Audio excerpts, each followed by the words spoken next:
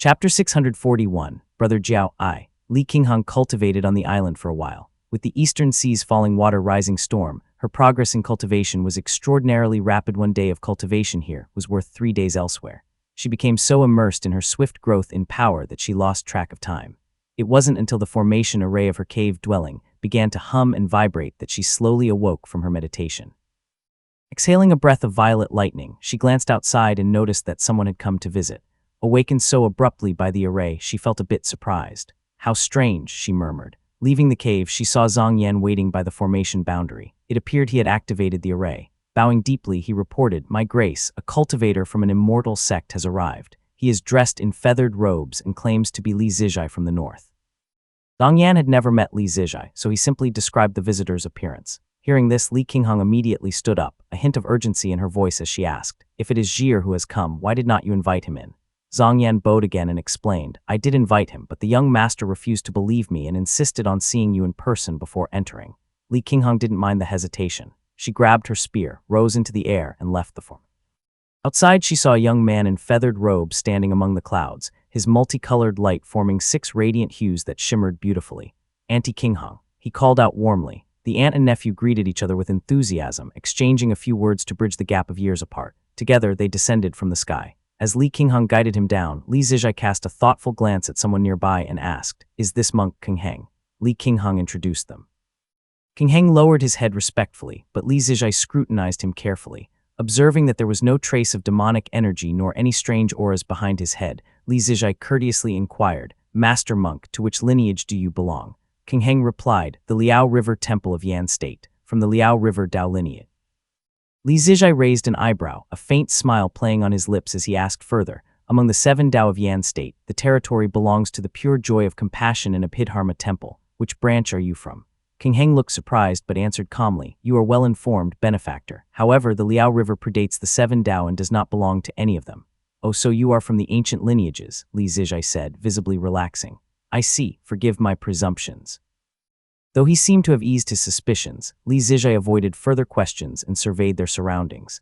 Li Qinghong laughed and said, "It is good that you have come. I captured a Foundation Establishment Realm demonic beast. You can accompany me back home." Understanding her intent, Li Zijai made a quick calculation of time and replied, "I just returned from Green Pine Island. Although everything there has been arranged, I cannot stay away for too long. If we are heading home, we must leave immediately." True to her straightforward nature, Li Qinghong promptly stored her spear and stepped into the central pool of the island. With a firm grip, she hoisted up half a figure. It was the haggard remnant of an old man with a hooked nose. Bound tightly in iron chains, he appeared dazed and insensible. "Let us go," she said decisively. The two departed the formation. After a brief hesitation, Li Zijai remarked, "If the family has placed their trust in him, I will say no more. As long as it is certain that he is an ancient cultivator, he can still be relied upon." Li Qinghong nodded and, recalling their earlier exchange, asked, "The 7 Dao of Northern Buddhist cultivators, what sort of Dao lineages are they?" Shaking his head, Li Zijai explained, "It is very complicated. Buddhist cultivators' doctrines differ greatly, with some even diverging as far as Purple Mansion Dao and shamanic talismans. Take wrathful purification of the world, for example," he continued. "Then there is the Murong clan's Pure Joy of Compassion, which our family has encountered before. Add to that the Abhidharma Temple, which teaches the belief that all is illusion except for a singular essence, and the great Mahayana Dharma realm, which claims that the present world is the Pure Land. Their conflicts are intense." At this point, a look of puzzlement crossed his face as he added, "To these Buddhist cultivators, internal rivalries often seem more pressing than any southern expeditions." Li Zijai shared some intelligence he had learned within the sect before switching topics to Green Pine Island. With a sigh, he said, "Green Pine Island is currently caught up in a scramble for resources. Many heavy abyssal gale have descended there, likely leaking from the grotto heaven. When I arrived, everyone was arguing over how to divide these treasures." The two conversed about recent events, exchanging insights into their respective lives. Li Zijai gained a deeper understanding of family matters, while Li Qinghong also benefited from the discussion. Together, they rode the wind toward Yue State, where the northern rain continued to drizzle relentlessly. Li Zijai took a long, thoughtful look at the scene and murmured, "The sect's explanation is that this rain is caused by falling water rising storm in the overseas regions. There may be some truth to it." Li Qinghong, having personally witnessed the true monarchs of the Yue cultivating sect intervene and isolate the celestial phenomena offshore, felt clear-headed about the matter. However, it was not something she could openly discuss with her nephew. She thought to herself, a convenient excuse. At Kingdu Peak, Li Qinglio had been busy for months with family affairs and barely had time to check on the family's auspicious child. The constant dampness caused by the rains had turned life into a living nightmare, leaving him and others frustrated beyond words. Years of soaking rain had ruined the soil. Black soil turned to yellow, and yellow turned to white. Forests rotted in large patches, and cliffs transformed into small lakes filled with black poison, utterly devoid of vitality. Not to mention, wooden beams had rotted and collapsed in large swathes, leaving entire areas in ruins. The commoners, accustomed to traveling through these regions for years, found their legs and feet festering and rotting away from the damp conditions. Though the Li family had spent several consecutive years draining the floodwaters and managed to maintain relative peace within their domain, the chaos beyond their borders was unmistakable. Every day one could see corpses drifting downstream along the river. Li Qinglio observed the land for a long while. The mushroom forest plain had completely transformed into a swamp, with catastrophic casualties. The Azure Pond sect had sent no aid. Perhaps to them, this flood was no different from past droughts or conflicts, just another disaster that would claim lives but eventually recover within decades. Pressuring the UA cultivating sect seemed to be the only priority. The UA cultivating sect remains unmoved, and the Yuan family continues to suffer. Rising into the air, he surveyed the town from above. As he watched, a few figures flew toward him from the horizon. The jade court guards beside him quickly formed a protective formation. Li Qinglio looked closer and noticed the distinctive attire of the Xiao family. Seeing that these people were heading straight for him, he kept his composure and prepared to respond. At the forefront was a woman dressed in white. She appeared to be in her mid-30s and exuded a dignified presence. With a cultivation level of a mid-stage Qi cultivation realm, her face seemed somewhat familiar. Behind her stood a young man clad in black, his expression stern. Though he looked to be under 30, his cultivation level had already reached the early stage of Qi cultivation. Li Qinglio recognized him immediately as Xiao Mayan, the heir of the Xiao family's Mount Yu branch, who had paid respects when Li Yuanping passed away. The group halted nearby. The woman stepped forward alone and asked, "I am Li Qingxiao of Mount Yu. May I ask which family member currently oversees the household?" Li Qinglio stared for a moment, stunned, before he replied, "Greetings, Grandaunt." Chapter 642, Brother Jiao Ai. This woman was indeed Li Jingshan and Chen Dong's daughter, Li Qingxiao. Li Qinglio had seen her return once in his childhood, but it had been so long that his memory of her had faded. Now, as the head of Mount Yu under the Xiao family, she carried herself with natural authority. Li Qinglio led her into the mountain. However, as they descended onto Mount Qingdu, Li Qingxiao's eyes showed a hint of confusion. Looking around, she said in a strained voice, "It has been many years.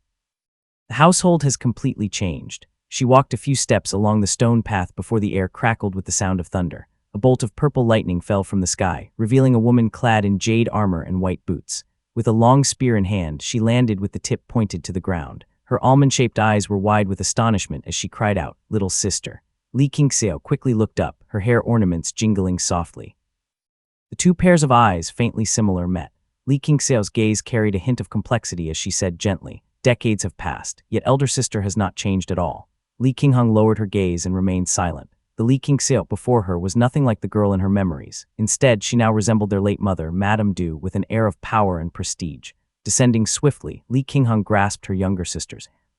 Li Qingxiao glanced at the purple lightning surrounding her elder sister. Her eyes filled with admiration as she said, "Congratulations, elder sister, on achieving the Foundation Establishment realm." Li Zijai, carrying the subdued demon, gave Li Qinglio a meaningful look. The group quickly dispersed, leaving the two sisters to walk alone in the mountains. Li Qinghang, being slightly taller, walked ahead while Li Qingxiao looked up at her. Both seemed at a loss for words, and silence hung heavily between them. They didn't speak much, yet the absence of their childhood camaraderie in the mountain air was palpable. Each had walked their own path so far that it seemed they had little left to say. Li Qingxiao finally broke the silence. "While I was in seclusion recently, I missed some news." This struck a chord deep within Li Qinghang. Growing up with her sister, she had envisioned many futures, some solemn, some peaceful, but she had always assumed she would die pursuing the Tao. Never had she imagined it would be just the two of them left. Li Qinghang was about to speak when the formation outside lit up again and a hoarse voice called out, "Liu Changdi requests an audience." Li Qinghang sighed softly. Seeing someone go out to receive the guest, she remained still but calculated quietly. It seemed all of Li Yuanjiao's remaining friends and kin had now come. She said gently to her sister, "Let me take you to visit our elder brother's resting place. Let this come to an end." The two sisters headed toward the tomb. Outside the formation, Liu Changdi was greeted personally by Li Xuanxuan. Liu Changdi looked distraught, standing dazed in the rain, his face full of disbelief. Li Xuanxun called to him several times, noting that Liu Changdi's cultivation had surprisingly reached the foundation establishment realm, an impressive feat. But Liu Changdi remained motionless, and after several breaths he finally stammered, "Senior, please do not deceive me. Is Yunjiao really dead or is he faking it? What kind of talk is that?" Li Xuanxun's expression left no doubt. Liu Changdi's heart felt like it was collapsing under a landslide. Hot tears streamed down his face as he muttered, grief-stricken and disoriented, "How could this be?" More words swirled chaotically in his mind, words he dared not say aloud. How is this possible? Since my rebirth, everything has changed so much. There has been no siege by master monks. Li Qinghong hasn't sacrificed herself. Senior Tangye even decapitated a Maha. Li Xuanfeng is renowned in the southern borders, and Li Xuanxuan hasn't descended into madness. Yet I somehow caused Brother Jiao's death. How could this happen? Liu Changdi staggered forward, unable to hear Li Xuanxuan's words beside him. His thoughts were a storm of contradictions. Is this better or worse? Yes, the Li family has prospered, but Brother Jiao entered a grotto heaven only to lose his life. I've disrupted everything. I caused his death. Bitterness and guilt consumed him. Since his rebirth, he had been consumed by the pursuit of spirit treasures and power. Each step forward brought a new wave of fear as he discovered the world's conspiracies and machinations. And in all his efforts, he had lost the closest friend of his past life, even feeling responsible for his demise. Liu Changdi's head swam, and he fell to his knees before the gravestone, weeping softly. The Li family members present couldn't understand his profound sorrow and exchanged puzzled glances. Liu Changdi's grief was so raw and heartfelt that even Li Xuanxuan began to suspect, could it be, that Yunjiao and this man were truly close in life? Liu Changdi, consumed by grief, was also overcome with a creeping dread. In his past life, he had been naive and ignorant, always relying on this old friend's guidance. Yunjiao had always arranged his affairs flawlessly, and Liu Changdi owed him countless unrepaid kindnesses. Now, with foreknowledge and the advantage of rebirth, Liu Changdi had never sought Yunjiao's advice, never spoken to him at length, yet Yunjiao had still met a premature death.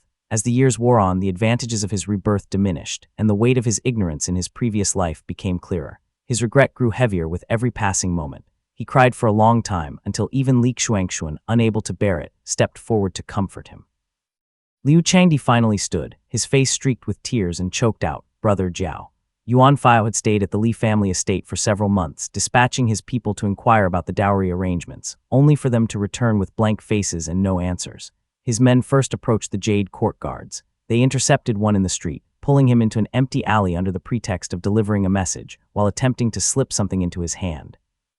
However, the Jade Court guard, skeptical but curious, followed them into the alley. When the bribe of spirit stones was pressed into his hand, he reacted as if he had touched a burning coal, leaping backward in alarm and scattering the stones onto the ground with a loud clatter.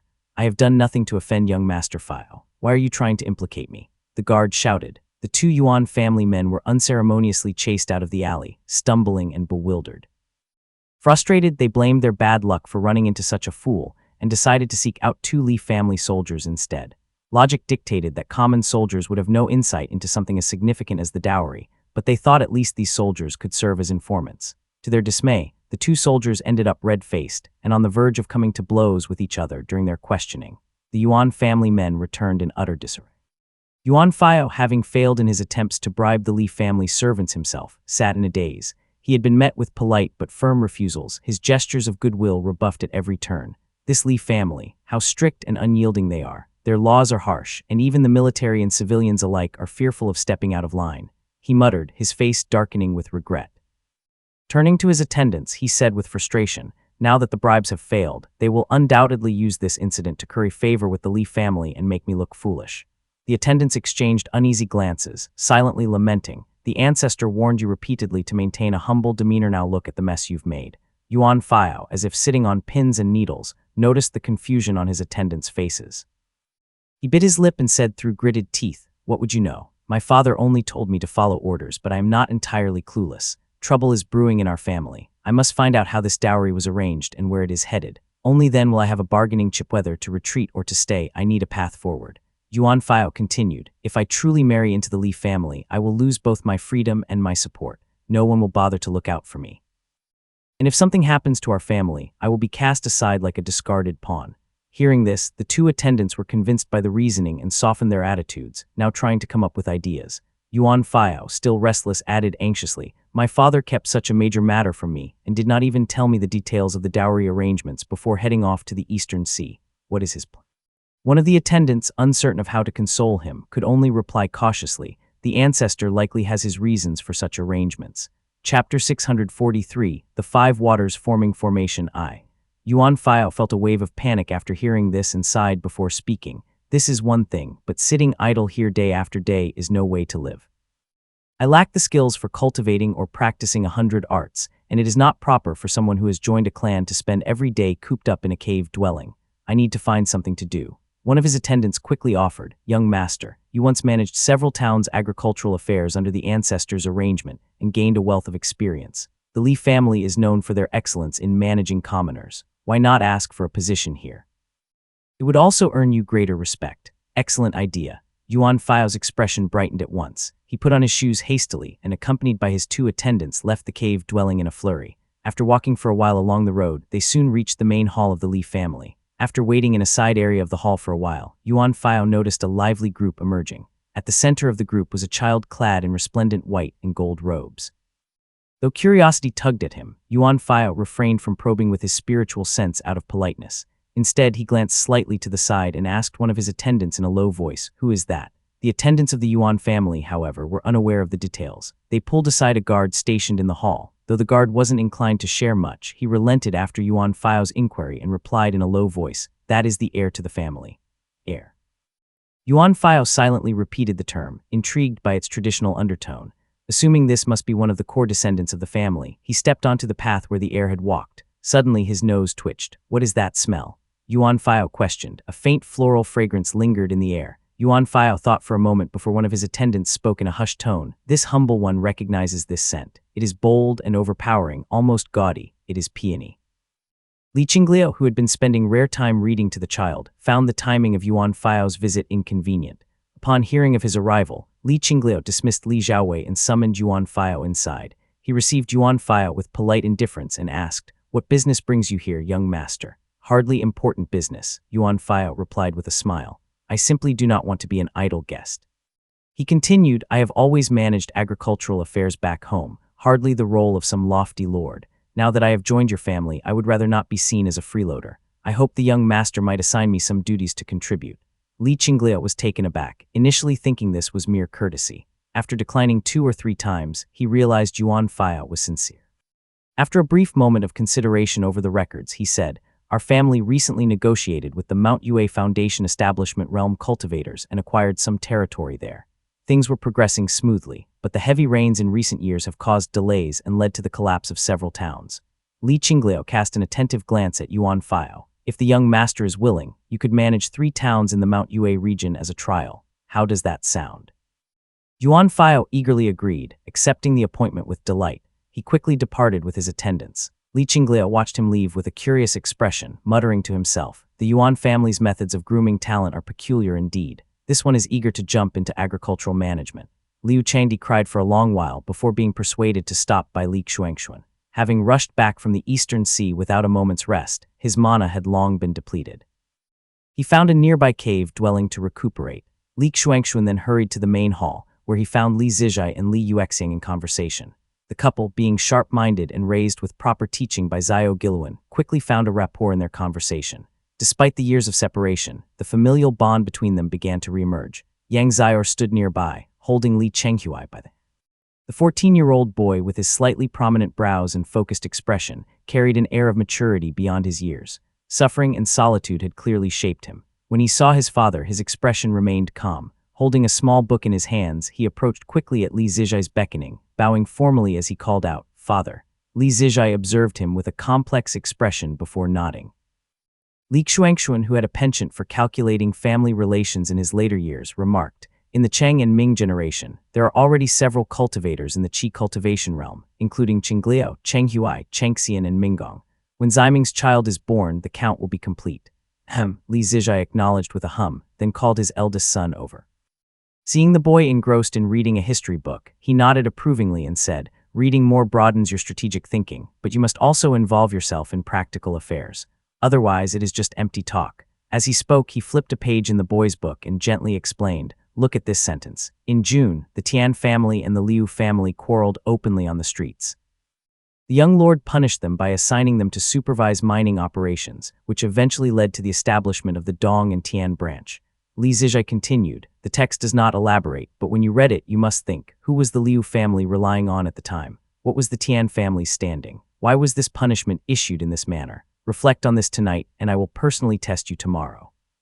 Li Chenghui nodded eagerly, stepping back to stand by his mother's side with a thoughtful expression. Li Xuanxuan praised, Zhir has a real knack for teaching his children. Oh, hardly, Li Zizhai waved modestly, replying softly, it is just a reflection of how our mother raised us. She held books in hand, teaching us line by line, and we are simply imitating her methods. Li Yuexiang smiled at his words, and the group exchanged some pleasantries. However, Li Yuexiang was inwardly concerned about her elder brother and mother, both in seclusion to overcome critical life-and-death breakthroughs. The continuous celestial phenomena for years made her uncertain if this would hinder their progress. As they conversed, commotion arose outside the courtyard. A figure wearing a light gray robe with 3 diamond-shaped patterns on the back and 5 rune symbols on the chest, clearly a formation master, entered. Taoist Liu Changdi. Li Xuanxuan greeted him with a cupped fist. Liu Changdi appeared slightly pale and spoke in a soft voice. I recall that your esteemed clan once sought to establish a foundation establishment realm formation. At that time, my skills were too rudimentary to create such a grand array, so I left it unfinished. I wonder. His words revealed his progress over the years in the Eastern Sea. Back then, it was more a matter of the Li family's financial constraints, but Liu Changdi diplomatically attributed it to his lack of expertise. Li Xuanxuan paused briefly before looking to Li Zizhai. Understanding the gesture, Liu Changdi studied the young man in feathered robes before him, who returned his gaze with a warm demeanor and introduced himself. I am Li Zizhai. Li Zizhai. Recognition dawned on Liu Changdi. He had encountered Li Zizhai in his previous life, though at the time, Li Zizhai had been practicing the River One Qi technique, carrying an entirely different temperament. It took him a moment to connect the figure before him with his memory. He cupped his fist and replied, Liu Changdi, a rogue cultivator of Yue State. Greetings, fellow Taoist.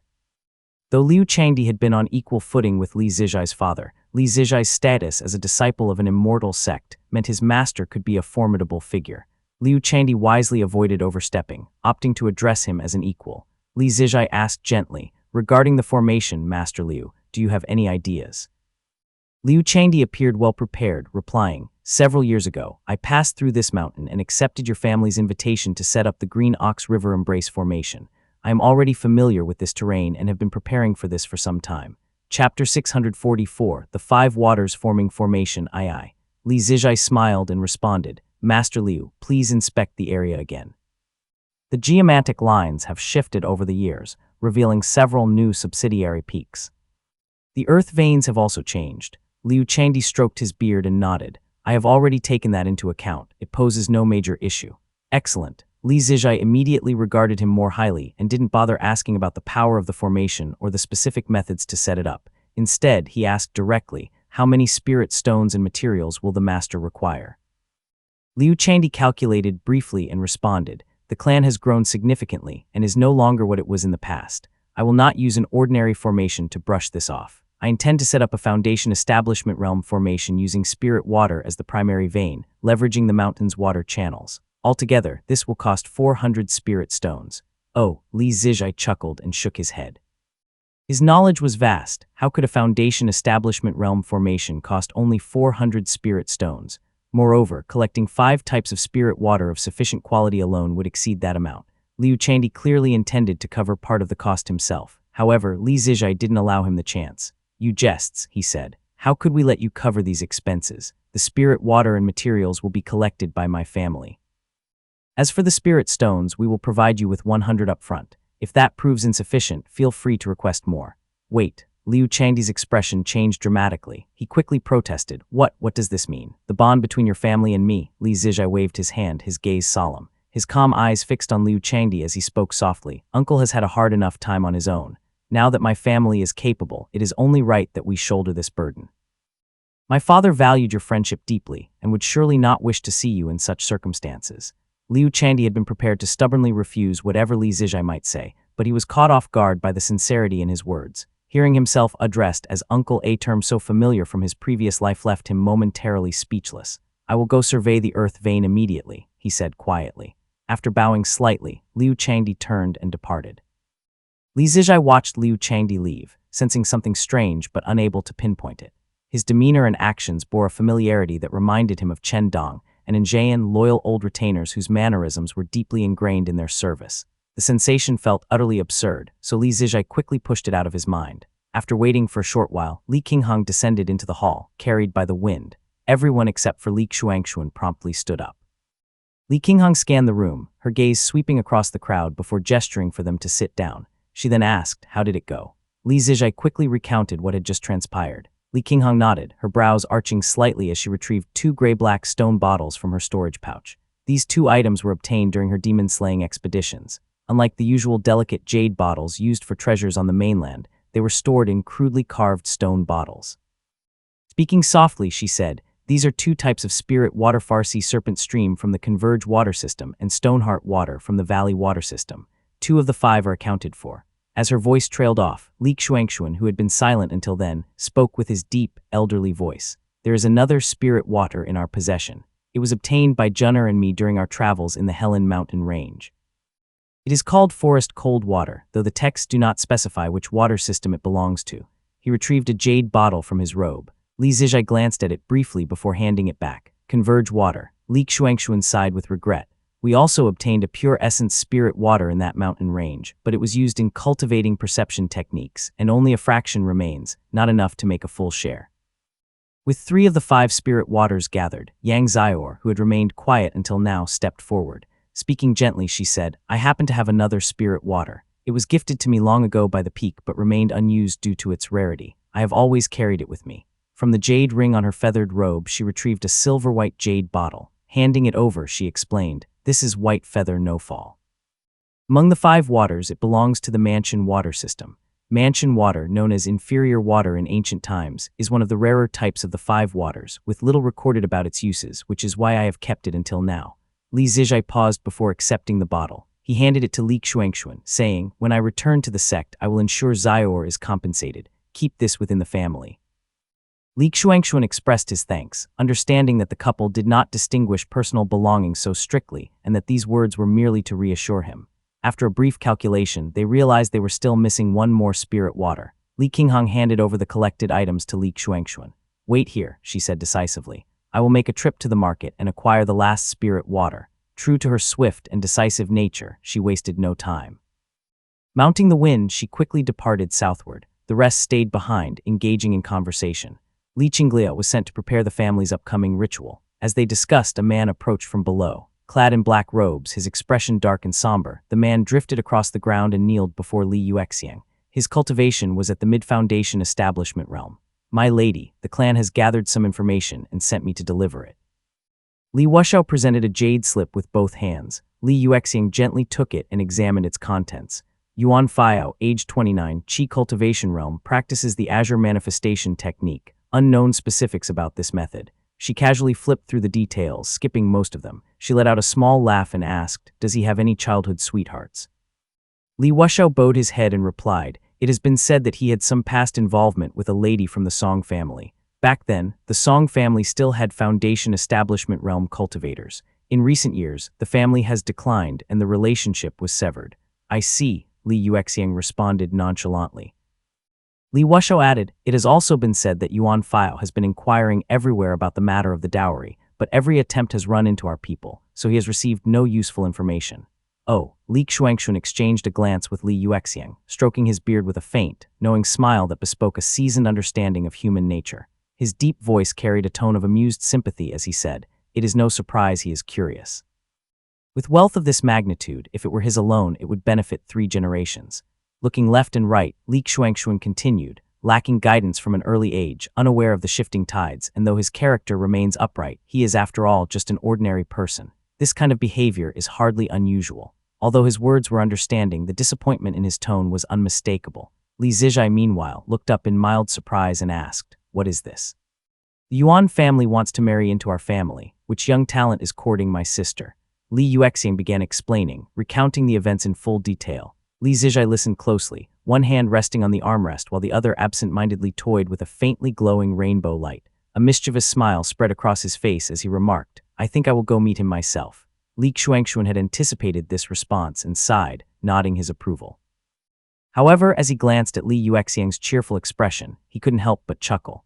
As the eldest and most experienced member of the family, Li Xuanxuan had seen much in his time. He instantly recognized that Li Wuxiao's timely delivery of this information was no coincidence. Internally, he mused, this clever girl, always testing the waters effortlessly, but Jir indulges her too much to let her be disappointed. Chapter 645, Li Wei I. Li Zijai descended the mountain but did not immediately seek out Yuan Fao. Instead, he took a slight detour and headed toward the tall pavilion, landing just outside the central Grand Hall. The Grand Hall rose 18 steps above the platform, flanked on either side by stone statues of long-horned beasts.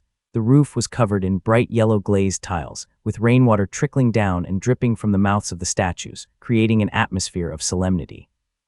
Li Qingliao had just finished tidying up and was descending the stairs. His face, though similar to his father Li Zicheng's in its composure, carried sharper features and a more assertive demeanor. Seeing Li Zijai descend on a stream of light, his feathered robes glimmering with flowing rainbow light, he immediately cupped his fist and greeted him. Qingliao greets third uncle. Li Zijai placed one hand behind his back and used the other to lift him up, smiling as he said, "No need for formality. This time I am here to see our family's heir." Li Qingliao's face lit up with pride. He nodded and led the way to a side pavilion. They walked down from the Jade Terrace, passed through several corridors, and pushed open the courtyard gate. Inside was a small desk. Sitting by it was a boy who looked about 4 years old, dressed in a short robe of white and gold. The desk was piled with 2 stacks of scrolls. One hand propped under his chin, the boy quietly read. His nose was slightly high, and while his brow carried traces of childishness, his face showed the healthy, rosy fullness of youth. He sat cross-legged, calm and steady. Li Zijai walked closer. The courtyard was devoid of attendants, except for a white-haired old monkey sweeping the ground. The monkey, dressed in Taoist robes, was at the peak of the qi cultivation.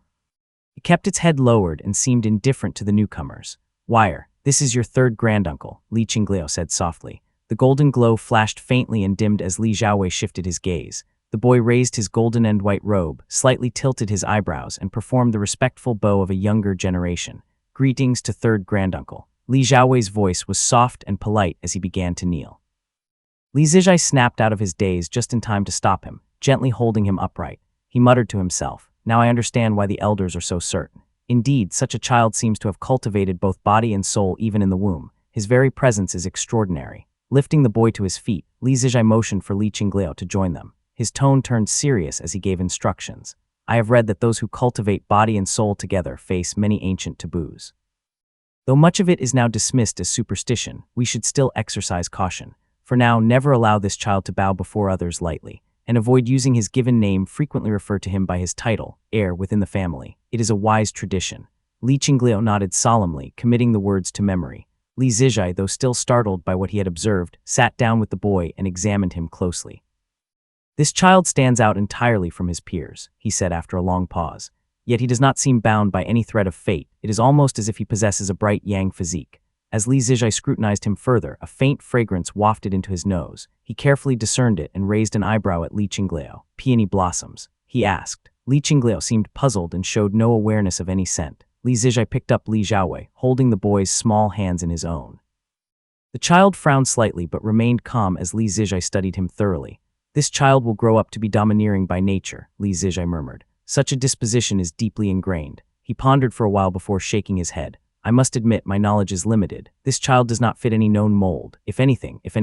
He swallowed his thoughts, silently reflecting. "If I had to describe it, all signs point to something akin to a metallic essence demon incarnate. But if that were true, such beings lack coherent thought and could never sit here so quietly." Placing the boy down, Li Zijai asked Li Qingliao for more details, falling into brief silence before saying, "No matter the case, we must downplay any potential threat.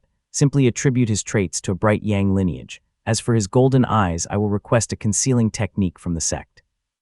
He elaborated. After the collapse of the Eastern Fire Grotto Heaven, Azure Pond sect acquired many bright yang techniques, including several perception techniques. I have reviewed some of them before. At least 1 or 2 should suffice for concealment. Li Qingliao nodded in agreement. Li Zijai smiled as he watched Li Xiaowei practicing his calligraphy on paper. While observing, he asked, "Is the family's sacrificial ceremony prepared?" "It will be ready by tomorrow," Li Qingliao replied. Li Zijai calculated the timing and found it just right. Wasting no time, he inquired about Yuan Fao's residence, mounted his rainbow light, and set off. As he traveled, his thoughts lingered on Li Xiaowei's golden eyes and that strange aura surrounding him. He mulled over it silently. Once the eyes are concealed, with Azure Pond and Yue cultivating sect at each other's throats, everyone is already on edge. The Eastern Sea's Crimson Reef Islands are stirring as well, and several Purple Mansion realm cultivators have recently passed. There shouldn't be too many complications. With these thoughts, he soon arrived at the cave dwelling. After sending someone to announce his visit, he saw a handsome young man rushing out to greet him, saying anxiously, "Junior greets the Taoist. Please forgive my failure to greet you from afar. It is a lapse in courtesy."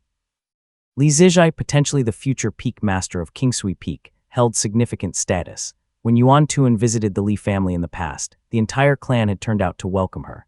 Now, the gap in cultivation and position between Li Zijai and Yuan Fao far exceeded that between Yuan Tuan and Li Yunjiao back then, making Yuan Fao's nervousness understandable. Li Zijai waved dismissively and entered the residence. Yuan Fao, steeling himself, followed the feather-robed Taoist into the cave and sat on the side. Li Zijai began, "You have been in the Yuan family for many years. Now that my master has gone missing and I have searched the Eastern Sea to no avail, I have come to ask if the Yuan family has any news. What is the current situation?" Yuan Fao hesitated briefly before answering, "My family has 5 main branches. My father is not part of them.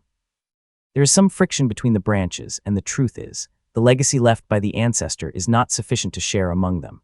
Yuan Fao continued bitterly, "Ancestor Haiyuan leads the first main branch, but now they lack talent, with only him as a foundation establishment realm cultivator. As for Yuan Tuan, the family only knows she went to Qunyi, and there is no other information." Li Zijai acknowledged with a hum, glancing at Yuan Fao but making no further comment. In a calm tone, he asked, "What are your plans?" Sweat faintly appeared on Yuan Fao's brow as he replied, "I will follow my family's orders and cultivate with your clan until my father returns." Li Zijai nodded and said, "Very well, I will take that as your intention." He smiled slightly and suddenly stood up. Caught off guard, Yuan Fao realized his words were somewhat off but could only gape at the feather-robed Taoist. Meeting Li Zijai's sharp, sidelong glance, Yuan Fao found himself unable to speak. Disappointment briefly flickered in Li Zijai's eyes as he slowly walked out of the cave dwelling. Stopping on the steps, he casually remarked, "The ties between our two families run deep. Young master may stay as long as you wishes." Chapter 646, Li Wei II. Having said that, he ascended on his rainbow light. His wife, Yang Xiaor, was already waiting in the air, her expression concerned. She glanced at him questioningly. Flying alongside her, Li Zijai spoke in a playful tone, "The elders in our family are too obsessed with decorum. Years of operating as a clan have made them overly cautious. Seeing the ties between our families, they cannot bear to refuse outright. But so what? Yuan Chengdan merely wishes for us to protect his descendants. Protect them we shall, but must it involve marrying off my sister?" He paused, his usually calm and gentle demeanor giving way to a ferocity reminiscent of his father, Li Yunjiao. In a cold tone, he added, "Lacking courage and wisdom, oblivious to propriety. If Yuexiang fancies him, so be it. But must my sister endure grievances just to repay an ambiguous favor? What kind of logic is that?" Yang Xiaor held his arm gently and said, "Thankfully, these were just a few private words. Otherwise, it would not sound too good if it spread. Yuexiang is a thoughtful person, but Yuan Fao truly does not understand her." "Enough." Li Zijai waved his hand dismissively and replied, "My sister handles herself well and has long prepared a fallback plan. What does it matter if it sounds good or not? Mark my words, if we give him the betrothal gifts, that boy will probably celebrate in secret." The two returned to the peak, stepping into the main hall. Li Yuexiang approached with a smile, her eyes almost speaking on her behalf. Not much time had passed since they left, and everyone else was still in the hall. Li Zijai said, "I have played the bad guy already. Little sister, go deliver the betrothal gifts to him yourself. You are good with words, he might even feel grateful to you." Li Yuexiang responded softly, "Thank you for the trouble, elder brother." Although Li Zijai had taken it upon himself to handle the matter, he maintained a respectful tone towards Li Xuanxuan, saying earnestly, "Grandfather, I acted on impulse and spoke in a way that ended this matter decisively. I hope I have not delayed any family affairs. Go, do not talk nonsense to tease an old man like me." Li Xuanxuan lifted his foot as if to kick him. Li Zijai smiled and stood up. Watching the siblings' seamless coordination, Li Xuanxuan sighed deeply and said in his aged voice, "This is already the best outcome." Li Yuexiang retrieved several jade boxes from a cabinet in the hall. Inside were neatly placed embroidered pouches. She blinked her almond-shaped eyes and held them carefully before riding a fiery cloud down the mountain toward the cave dwelling. Summoning his energy, Yuan Fao quickly brought along 2 attendants and hurried outside. As he watched the elegant beauty descend on a fiery cloud, he blurted out, "Yuexiang, you are here." Just as he was about to explain, Li Yuexiang offered a gentle smile and gestured for silence with her hand. She retrieved several jade boxes from her sleeve and said with a soft laugh, "Take a look at these." Yuan Fao took the boxes, opened them one by one, and used his spiritual sense to peer inside. Within, he saw dazzling gemstones, shimmering elixirs, dharma artifacts, spirit items, precious herbs, and demon cores, piled like mountains and gleaming brilliantly. He was momentarily transfixed. Inwardly, Li Yuexiang let out a soft sigh. Speaking gently, she said, "My elder brother mentioned that you do not wish to remain in our family for long. He believes that your character is upright, that you are a virtuous man with no ulterior motives."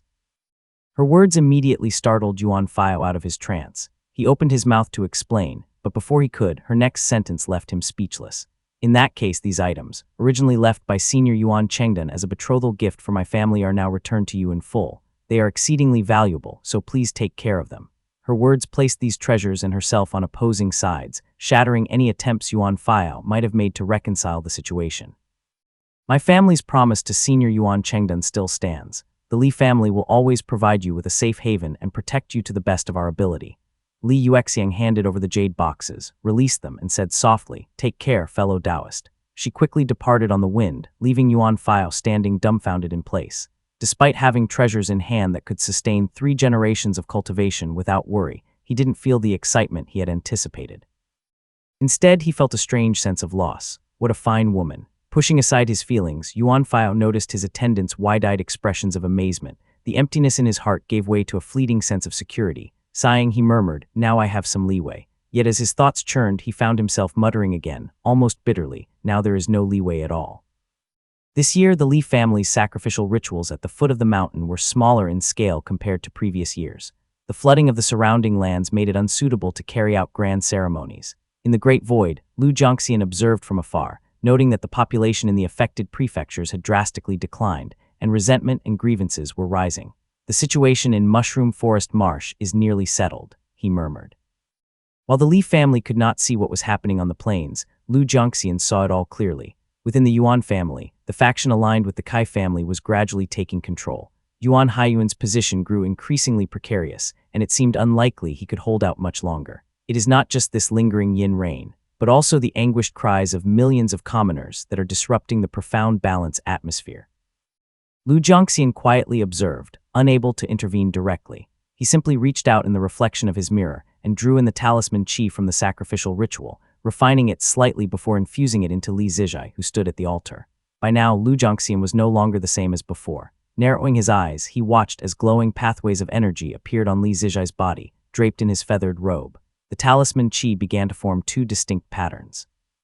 One was surrounded by faint vermilion runes, a color somewhere between red and pink, sharp and angular with its strokes turning at precise angles, vermilion flowing rainbow. This talisman had 2 primary effects. First, it enhanced the innate talent of any offspring born to the bearer, making them more gifted and intelligent. Second, it strengthened the bearer's mana, increasing the power of their immortal foundation and improving their flight speed. The second was encircled by a halo of light orange, fading gradually into pale yellow and white at its edges, its script radiant and warm, rainbow-pierced skyway. This talisman preserved and revitalized mental strength, bolstered the spirit, and allowed its bearer to better comprehend and unravel others' spells. It also supported the bearer's mana circulation, subtly enhancing their spell-casting abilities with every session of secluded cultivation. More uniquely, this talisman had the rare ability to nurture and extend life. While it could not match the effects of talismans like death-averting longevity and warding off disaster, it could provide minor blessings and protection. Lu Jiangxian observed briefly and thought to himself, the vermilion flowing rainbow would only benefit the bearer's offspring. Since Li Zijai was already a foundation establishment realm cultivator, and Yang Xiaor was at the Qi cultivation realm, it would be difficult for them to have more children, rendering this aspect largely irrelevant. However, the rainbow-pierced skyway was a rare talisman qi with the ability to enhance fortune and improve over time as cultivation continued.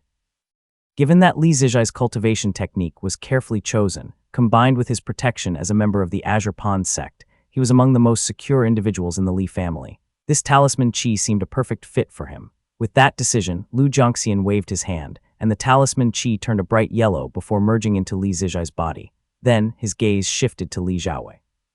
Over the years, the connection between bright yang metallic essence within Li Xiaowei had grown increasingly pronounced, manifesting in many unusual traits. Lu Jiangxian silently waited, thinking to himself, when he accepts a talisman and begins cultivating, I can leverage the bond between the talisman seed and its host to help him control and moderate these influences, avoiding any excessive displays of power. Chapter 647, Rainbow Pierced Skyway. Li Zijai waited at the altar for a while. Among the crowd, only he had received the talisman seed, but had yet to accept a talisman chi. As expected, a brilliant light soon rose from the Shenyang mansion. Rainbow-pierced skyway. His aura surged instantly, and his foundation establishment realm cultivation level rapidly advanced. The rainbow light radiating from his body grew brighter, giving him an ethereal and immortal appearance. However, the gaps between the stages of the foundation establishment realm were vast. While such an increase in cultivation might have elevated someone several levels within the Qi cultivation realm, it merely brought him to the edge of breaking through to mid-foundation establishment realm. He stopped just short of the threshold. Li Zijai closed his eyes, muttering softly. When he exhaled, a plume of rainbow light dispersed. As he opened his eyes, the swirling rainbow hues within them slowly faded away. Glancing at the crowd's awestruck gazes, he chuckled and said, "Just one step away from a breakthrough. It is actually a good thing not rushing through this stage will avoid drawing suspicion. This way I can refine my cultivation and practice spells during my trip to the Eastern Sea before seizing the opportunity to break through." After revealing his cultivation level, Li Zijai explained the effects of the talisman chi he had received. Feeling inspired, he exercised his mana, causing rainbow light to dance across his fingertips. With a few hand seals, his middle and ring fingers curled into his palm while the rest pointed outward, forming a tripod-like shape. In an instant, the spiritual energy flowing across the mountain ceased and froze in midair. After a brief pause, it rushed toward his hands in a concentrated surge, colliding and transforming into streams of white qi. Quite an improvement. Li Zijai praised himself as Li Ziming, standing nearby, gazed at him with bright eyes. Li Ziming exclaimed, "Elder brother truly had foresight. Receiving the blessing at the foundation establishment realm is indeed more beneficial. The rest of the family can follow your example in the future." Shifting to a more serious tone, he said, "I have seen Zhao Wei." Concerned about how the family might handle things, Li Zijai repeated the instructions he had given to Li Qinglio earlier. He warned gravely, in ancient times, directly calling someone by their name was taboo, which is why Taoist titles exist. Once he begins cultivating at 6, the family must give him a Taoist title, preferably related to Bright Yang, as it would be most beneficial to him. He continued, "I am not only heading to the sect to find perception techniques to conceal his unique eyes. I will also take on additional assignments and build connections, exchanging for more Bright Yang techniques derived from the Eastern Fire Grotto Heaven for his protection and cultivation." Li Xuanxuan adjusted his sleeves and spoke with some discomfort. "Kid, there is no need to burden yourself like this. Focus on your own cultivation. These things should not fall to you.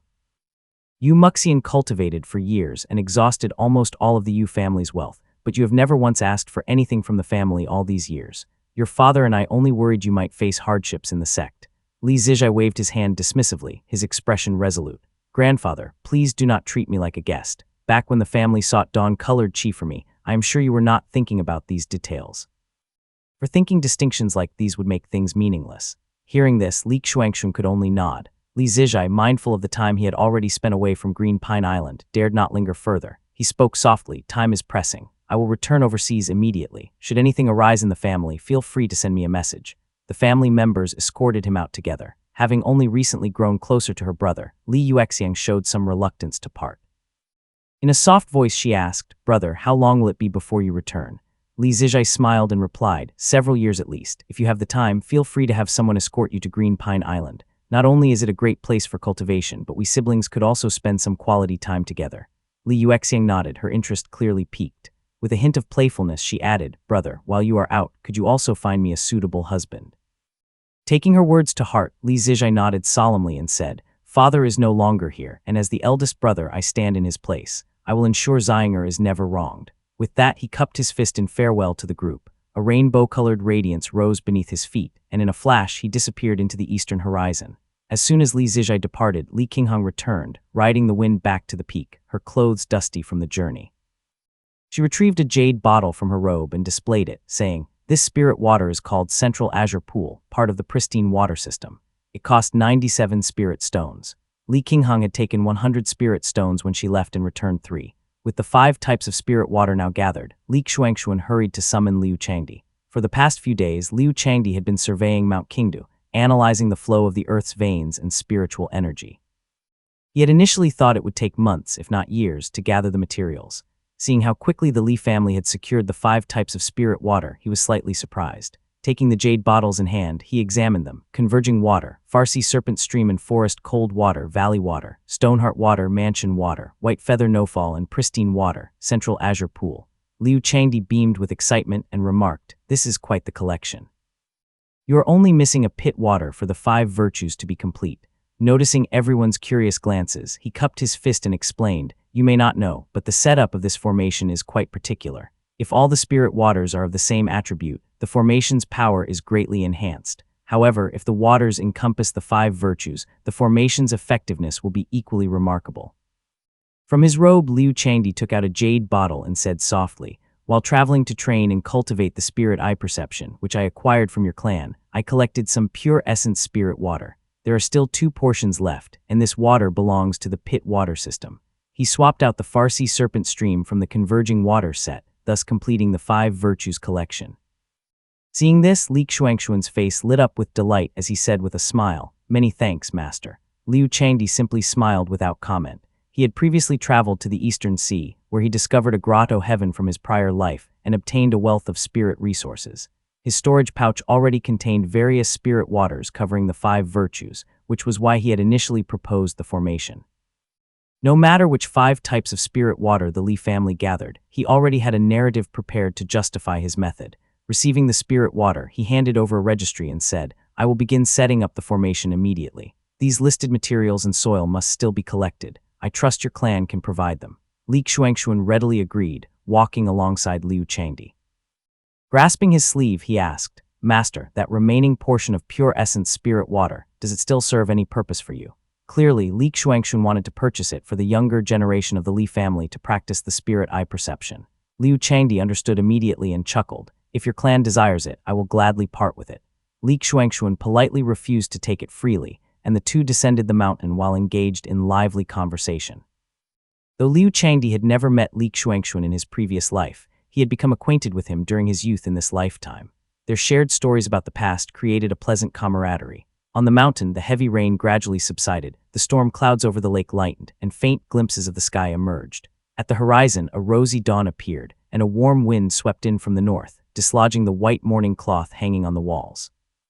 The storm clouds finally dispersed, revealing the clear skies above. Chapter 648, Arrival of the Luan Eye. Li Zijai traveled swiftly to the Eastern Sea, riding the ocean currents for a time before arriving at Green Pine Island. The sea surrounding the island was in a constant state of turbulence, with exposed earth veins and erupting fire veins generating all kinds of spiritual qi. On the island itself, many green pines had already collapsed. The area was divided into a dozen different zones, each guarded by disciples of various immortal gates. These zones had been adapted to suit different needs, harnessing various methods to collect spiritual qi. He landed atop the peak, where a disciple in green robes sat cross-legged on the mountainside, seemingly waiting for some time. Seeing Li Zijai arrive on a gust of wind, the disciple let out a sigh of relief and hurried forward with an anxious expression, saying, "Taoist, you are finally back. The sect has sent word that you need to escort a group to Spleetard Island and bring back some replacements. I have been searching everywhere for you." Oh, Li Zijai had anticipated such tasks and had planned accordingly, knowing that he wouldn't miss any deadlines during his absence. He asked calmly, "When is the deadline?" "And where are these people?" The disciple cupped his fist and replied, "There are still several months left. Now that you have returned, Taoist, I will make the necessary arrangements at once." The disciple left in haste, leaving Li Zijai to shake his head slightly in puzzlement, thinking, the roster had been finalized long ago. Why the sudden change? Something about this is odd. He waited quietly for a while until a cloudliner lifted off from the island. Taking flight, he surveyed the scene and noticed that the ship's passengers were mostly older Qi cultivators, with a few Foundation Establishment Realm guest cultivators mixed in. "Greetings, Taoist," they saluted in unison. Li Zijai waved dismissively, not wanting to waste time. He guided the cloudliner into the sky, only pausing over the ocean to observe more closely. He noted that, despite being reassigned from such a prosperous place, the cultivators showed little sign of dissatisfaction. Feigning casual interest, he remarked, "What matter is so urgent that it requires your immediate reassignment?" Li Zijai nodded, "So it is about that. You will only be gone briefly then. I was concerned it might be a long-term stationing that would rob you of cultivation opportunities. This is not as bad then. Thank you for your concern, Taoist." The speaker was a Foundation Establishment Realm guest cultivator who expressed his gratitude profusely before shifting the conversation to spirit veins. Li Zijai responded with casual remarks that gave the man some enlightenment. Reflecting inwardly, he thought most likely this is Ning Heiyuan's doing. He's gone to great lengths to stage all this impeccably crafted, I must admit. Once he understood the setup, Li Zijai's interest waned. Sensing this, the man wisely fell silent. Day turned to night, and soon they arrived at Spleetered Island. Spleetered Island was a well-known major island near the sea, drawing off from the cultivators on board. Though it was his first visit, Li Zijai followed the guidance to dive underwater, eventually locating the massive formation on the seafloor. Just as they settled, a middle-aged man stood waiting above the market. With late-stage foundation establishment realm cultivation level, he stepped forward as the cloudliner approached, stopping before Li Zijai.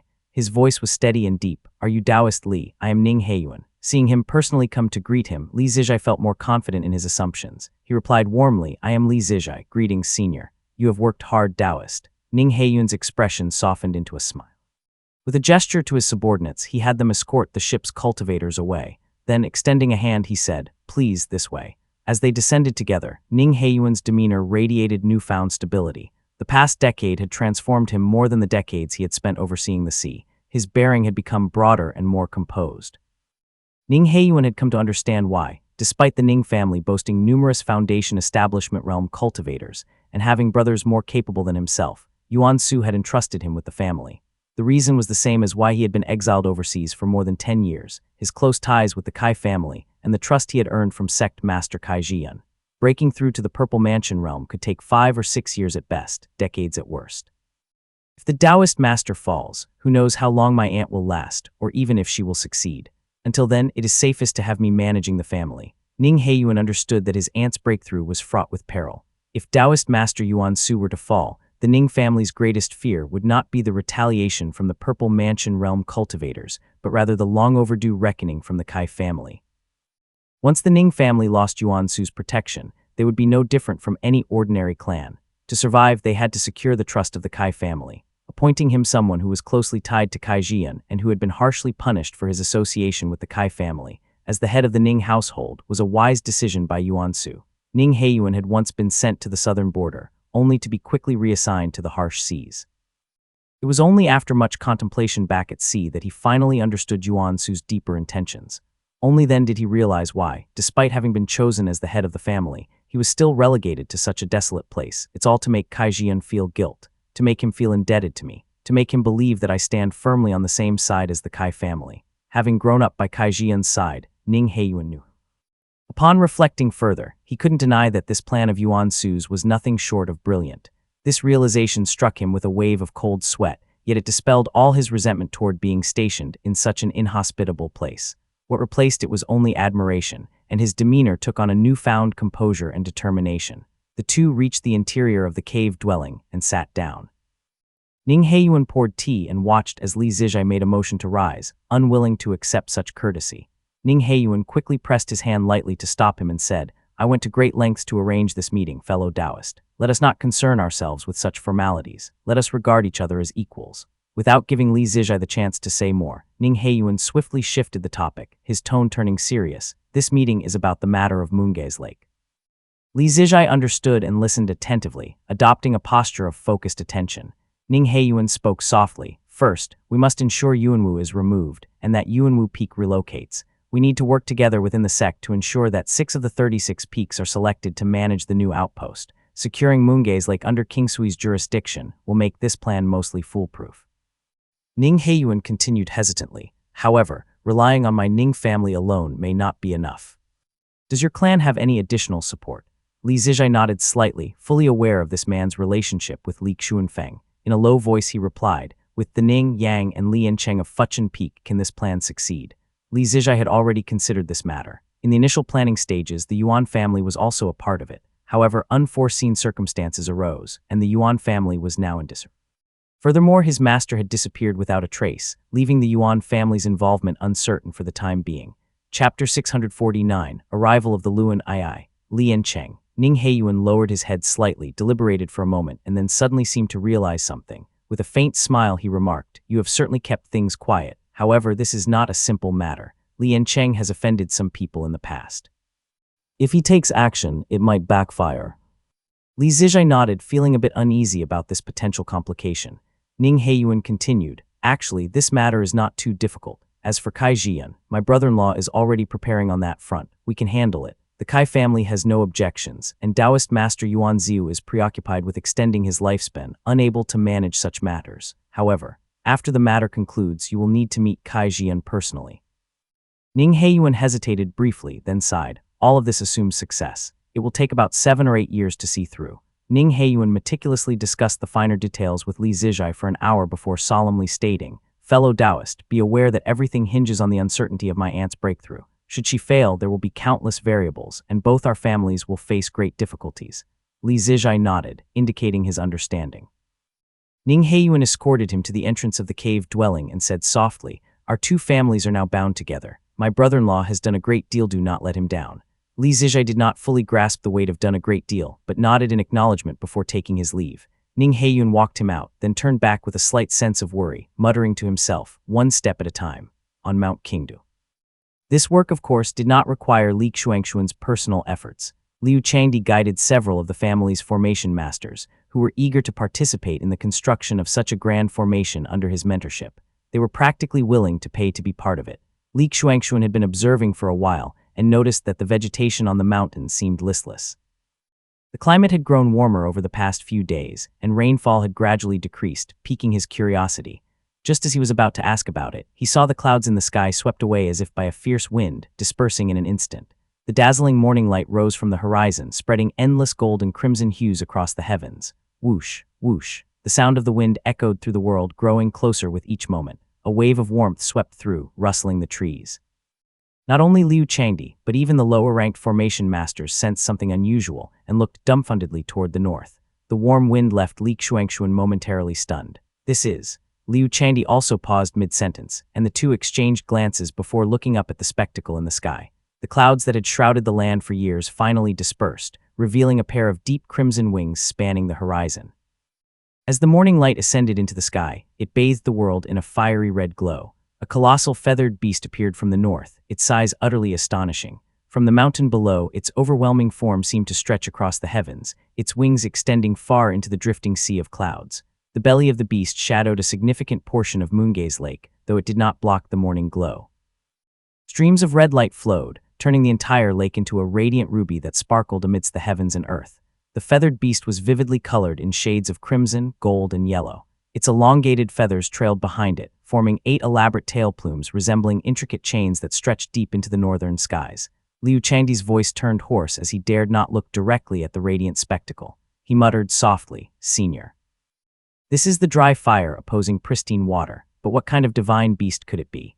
The feathered beast moved with astonishing speed, soaring across the sky. Rainwater was swept away in its wake, leaving behind blazing sunlight. The intense golden light poured onto the damp earth, shimmering as though molten gold was flowing everywhere. The sunlight differed from the usual, resembling descending flames that seeped into the soil and vegetation, producing faint sizzling sounds. The land turned golden, almost blindingly radiant. Even the pale ground seemed to reflect this brilliance, while waves of heat surged, drenching everyone in sweat. Li Xuanxuan managed to raise his head, feeling the ground beneath him radiate heat from within as the sunlight touched it. The evaporating rainwater filled the surroundings with thick humidity. The Yue cultivating sect has struck back. The entire Mount Qingdu and Moongaze Lake were shrouded in misty vapor, creating an ethereal, otherworldly scene. Li Xuanxuan stood amidst the swirling white mist, looking around and murmuring, "What kind of spirit beast is this?" Liu Changdi squinted as he gazed at the retreating crimson light, as though calculating something, and replied, "If it is not a golden core realm mount, then it must be some ancient demon or a great demon king summoned by Yue cultivating sect.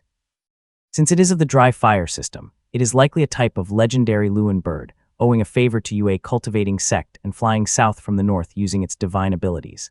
Li Xuanxuan shook his sleeves and used his mana to dispel the moisture clinging to his cuffs. Faintly, he heard the cheers of the townsfolk below. To them, seeing the rain clouds dissipate after so many years of relentless downpour made them believe the rain had finally ended.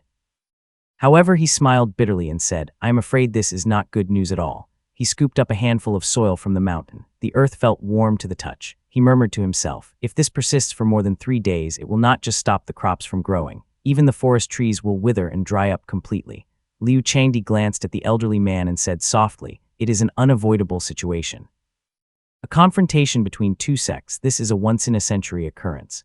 He sighed as he descended the mountain, still mulling over the matter. Dry fire can suppress dampness, stop the rain, and turn cold into heat, but how does one deal with the cries of millions of suffering souls? Compared to the Azure Pond sect, Yue cultivating sex methods seemed too feeble. Li family, Central Hall, the glazed tiles of the hall's roof reflected a bright crimson glow. The white ape was prostrated on the ground, bowing towards the distant feathered beast as though in reverence. Beside it stood a boy, dressed in white gold robes that shimmered under the vivid light.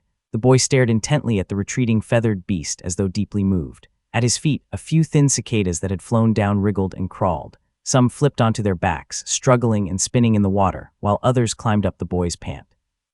Li Xiaowei seemed entirely unaware of their presence. The white ape soon stood up, picked up a few of the cicadas from the ground and stuffed them into its mouth. Li Xiaowei spoke in his childish voice, "What a huge bird." As he gazed downward, a figure ascended the steps. Dressed in ornate robes and followed by several attendants, the woman waved the others away before walking in slowly. Her expression was complicated as she looked at the child. Li Xiaowei nodded slightly at her and bowed ever so slightly, saying, "Mother." This was none other than Madame Hu, the wife of Li Qinglao. She had carried Li Xiaowei in her womb for 11 months, enduring no small amount of torment during his birth. Even now, when facing those dark golden eyes of his, a faint fear lingered in her heart. This child had never shown her any affection and had almost cost her life during childbirth. Yet her maternal instincts allowed her to suppress these fears. Speaking gently, she asked about his well-being. After Li Xiaowei answered her questions, she said, "In a few days your father will select a weapon for you. Have you thought about what you would like?" Li Xiaowei tilted his head slightly and replied in a quiet voice, "I have no particular preference. Whatever father teaches, I will practice." Chapter 650, Halberd I. Li Xiaowei responded politely, and Madame Hu could only nod, watching him return to his desk. She ground ink for him as the boy silently practiced calligraphy. She watched the child writing with steady, precise strokes, each character upright and orderly. For a moment she found herself at a loss for words. Madame Hu stayed until deep into the night, yet Li Xiaowei hadn't moved from his spot even once. There was no trace of the usual mischief or restlessness of a typical child. His expression remained unchanged as he silently practiced his calligraphy. Madame Hu stared into his eyes, watching the colors shift gradually. As the sky darkened, the hues in his gaze grew more radiant. The old white-furred monkey came forward to light a lamp. The dim, yellow glow illuminated the room, casting shadows that held Madame Hu entranced. She stayed until the sky was entirely dark. The old monkey approached, his voice hoarse as he spoke. "Madam, please return. The young master needs to rest." The white-furred monkey, long since having ruined his vocal cords, now relied on mana to resonate his voice, making it sound devoid of emotion. Madame Hu snapped out of her trance, quickly standing up. Li Xiaowei quietly rose as well, escorting her to the courtyard gate with steady steps. In a soft voice he said, "Farewell, mother." Several maidservants who had been waiting by the gate hurried to meet her as she exited. Madame Hu walked some distance, her expression dazed and distracted. Unable to resist, she turned her head for one last look. What she saw sent a chill through her. Amidst the pitch-black night, two golden points of light hovered in the darkness like glowing embers. They resembled the eyes of a predator, a tiger, or a leopard watching her silently from the shadows, unmoving.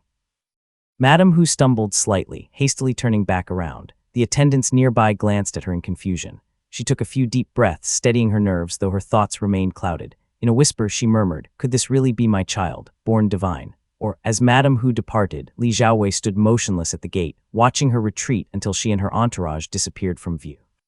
Only then did he turn around and in a tender yet unsettlingly calm voice remark, "Mother is afraid of me." The old white monkey crouched by his side, shuffling forward a step as he followed him. In a raspy voice he replied, "Everyone in the household fears the heir. Those who do not fear now will fear eventually, and those who already fear will come to fear even more." Li Xiaowei remained silent. The old monkey kneeled to remove his shoes and escorted him into the sleeping quarters. His gravelly voice carried a faint reverence as he said, "In my 100 years of wandering through Wu and Yue, I have seen countless people. Never have I met anyone like the heir. If I were to compare, perhaps only the former young master of the Slaughter Jun Gate might come close." Li Xiaowei tilted his head curiously and asked, "Did he inspire fear in others?" The old monkey smoothed his white fur with his claws and shook his head, "No, not at all. The heir is both similar and dissimilar to him, like a ruler and a hero. They cannot be compared." Li Xiaowei nodded slightly, as if he understood. Gradually he closed his eyes, and the two faint golden lights in the darkness finally disappeared. For over a year, Li Qinglao had been so busy that he barely had time to rest. The weather in northern Yue Prefecture had grown increasingly unpredictable, shifting between rain and sunshine in scattered patches, creating an air of disarray. The only constant was the barren land, incapable of yielding crops. Apart from a few clans, most others had begun considering relocation, with many already migrating southward. The trend was clear to all. Even those with a keen eye for worldly affairs could see that the profound balance atmosphere was deteriorating beyond repair. Many watched coldly as the Yue cultivating sect and the Azure Pond sect clashed in northern Yue, waiting to see which way the winds of fate would blow. Seated in the central hall, Li Qinglio received a flurry of messages daily, each one as fleeting as falling snow. After sifting through them for some time, one caught his interest. The Xiao family has sealed their mountain for 3 years, recalling all their direct descendants within, completely cutting themselves off. It seems they're trying to avoid involvement in the conflict between the two sects. After careful thought, he found the move too drastic and couldn't help but muse inwardly. It is said Xiao Shooting climbed to the Purple Mansion realm through sheer cunning. This action is unlikely to be as simple as it seems. There must be factors I am unaware of. He set aside several letters sent back by Li Zijai and read them carefully, feeling a sense of relief as he finished. At least the Yue cultivating sect has not torn things apart yet. They show no signs of marching south to attack Azure Pond, though if they do, the profound balance atmosphere will collapse even further.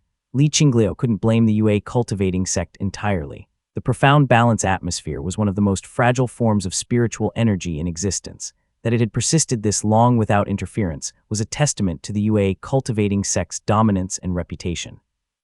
However, with the Azure Pond sect now leading the charge, few sects were willing to allow Yue cultivating sect the advantage of nurturing another Golden Core realm cultivator. It was already well enough that they had maintained it this long. No matter what, these matters are far beyond my control. All I can do is provide relief for the common people. Li Qinglio thought as he folded up the letters, refocusing his mind. Beside him, Chen Mufeng gently reminded, "My lord, you were scheduled to visit the heir today." Chen Mufeng had once been demoted to an ordinary member of the Jade Court Guards after a mistake, largely due to Su Xiao's influence. Over the years, however, Li Qinglio had quietly allowed him to regain favor, and now Chen Mufeng had risen to the second-in-command position, second only to Chen Dong. "I have been so busy I nearly forgot." Li Qinglio chuckled upon hearing the reminder. He stood only to have someone announce from below that the heir had arrived. It turned out that after waiting for some time without seeing Li Qinglio, and with the sky growing dark, Li Xiaowei had taken it upon himself to come over. Draped in a white and gold robe, he ascended the steps with calm confidence. Now 5 years old, the boy had grown quickly. His long hair was tied neatly, and his small brows furrowed slightly, giving him a serious expression. He cupped his fist and greeted softly, "Father." Li Qinglio laughed heartily and said, "I have been meaning to choose a weapon for you, but I have been so busy I nearly forgot. Come, come." He took Li Xiaowei's hand and dismissed the others, leading the boy briskly to the rear hall where several jade boxes had been prepared. He motioned for Li Xiaowei to stand still, opening the first jade box while speaking softly. "The first is the sword, the most highly valued among weapons. It can be light or heavy, long or short, and is the most commonly used weapon in the world. Even those who do not practice swordsmanship often carry one for ceremony, oaths, or even for ritual suicide." Moving on, Li Qinglio explained, "Our family excels in swordsmanship. It is said that we possess a grade 5 sword manual, renowned across many sects. As for spirit swords, the family owns several. The Qingche sword and the Hanlin sword are both foundation establishment realms." As he finished, Li Qinglio drew the sword hanging from his waist. Its blade was smooth and gleaming, with scales-like patterns running along its surface, glinting faintly in blue under the light. He said, "This is the family's ceremonial sword, called Dragon Coiling Pillar. It measures 3 kai and 7 kun long and symbolizes the leadership of the Li family. One day, when you inherit the family, this sword will also belong to you." Li Xiaowei blinked slightly, staring intently at the blade before replying softly, "Understood." Li Qinglio put the sword away and opened 2 more jade boxes, revealing a longbow and a spear. His explanations for these were much briefer, summarizing their strengths and weaknesses before saying, "The family's spirit spear, Duruo, is in the hands of ancestor King Hung, while our only spirit bow is in the southern border. For now, there are no Foundation Establishment Realm Dharma artifacts available for either weapon." The weight of his words made it clear how much importance Li Qinglio placed on his eldest son. Even though Li Xiaowei had yet to begin formal cultivation, he was already preparing Foundation Establishment Realm Dharma artifacts for him. Li Xiaowei, however, remained composed, merely asking, "Are there other options?" At this, Li Qinglio patted his storage pouch and retrieved another weapon. Chapter 651, Halberd II. It was a long halberd of deep golden hue with a crescent-shaped blade. The weapon stood much taller than Li Qinglio himself, its extravagant design exuding a sense of immense weight. Even Li Qinglio, with his Qi cultivation realm strength, struggled slightly to lift it. Before he could say anything, Li Xiaowei's eyes had already lit up. Smiling, Li Qinglio propped the halberd against the ground and said, "This is an ancient Foundation Establishment Realm Dharma artifact. likely once used by an ancestor of our family. Its alignment with bright yang makes it a perfect match for you. What do you think? He placed the weapon carefully on the ground, ensuring it was stable before allowing Li Xiaowei to examine it closely. The boy ran his hands over the golden patterns on its surface, his excitement evident. "Father, this weapon is the right one." Li Qinglio nodded in satisfaction and explained, "This was retrieved by the ancestor from a grotto heaven. No one in the family has ever been able to wield it. Even your uncle Ximing, despite being a bright Yang Foundation establishment realm cultivator, failed to gain its recognition. It always felt a little off when he used it." Li Qinglio elaborated, "Your uncle is not one to enjoy combat. He found it clumsy to wield. Thus, he left it in storage all these years, saving it for you." Li Xiaowei couldn't hide his fondness for the weapon, his gaze lingering eagerly. Li Qinglio waited a moment before storing the weapon away and smiled. "You are still too young. For now, start practicing with a wooden halberd. I will assign an instructor to teach you." The Li family, with its vast resources, had no shortage of halberd users. Even Chen Mufeng in the main hall wielded a long halberd, while Su Gongming from the Jade Court Guards favored a shorter one. Li Qinglio intended to gather them all to guide the child in his training. The only issue for now is his eyes. For the moment, they remain manageable. Li Qinglio muttered under his breath. Li Xiaowei had been living on the mountain, rarely interacting with outsiders and only encountering close family members. Li Qinglio understood, however, that hiding the eyes indefinitely was impossible. The Li family had attempted illusions and other means to hide the golden pupils, but nothing worked. The golden hue persisted, glowing darkly, and they worried about damaging his eyes if they pushed too far. Reluctantly, they left them untouched. Soon, someone arrived carrying a wooden halberd, specially made for Li Xiaowei. It stood taller than him by a full head and was crafted from an extraordinary type of wood, giving it a satisfying heft. Li Qinglio handed it to him with a slight smile, patting the boy gently on the head. "Practice well." Having always regarded the boy as mature beyond his years, this gesture of affection was uncharacteristic. As he pulled his hand back, he paused, momentarily startled by his own action. Li Xiaowei's golden eyes shifted slightly, his small lips curling up ever so faintly into a rare smile before quickly returning to neutrality. "Yes, father," he replied.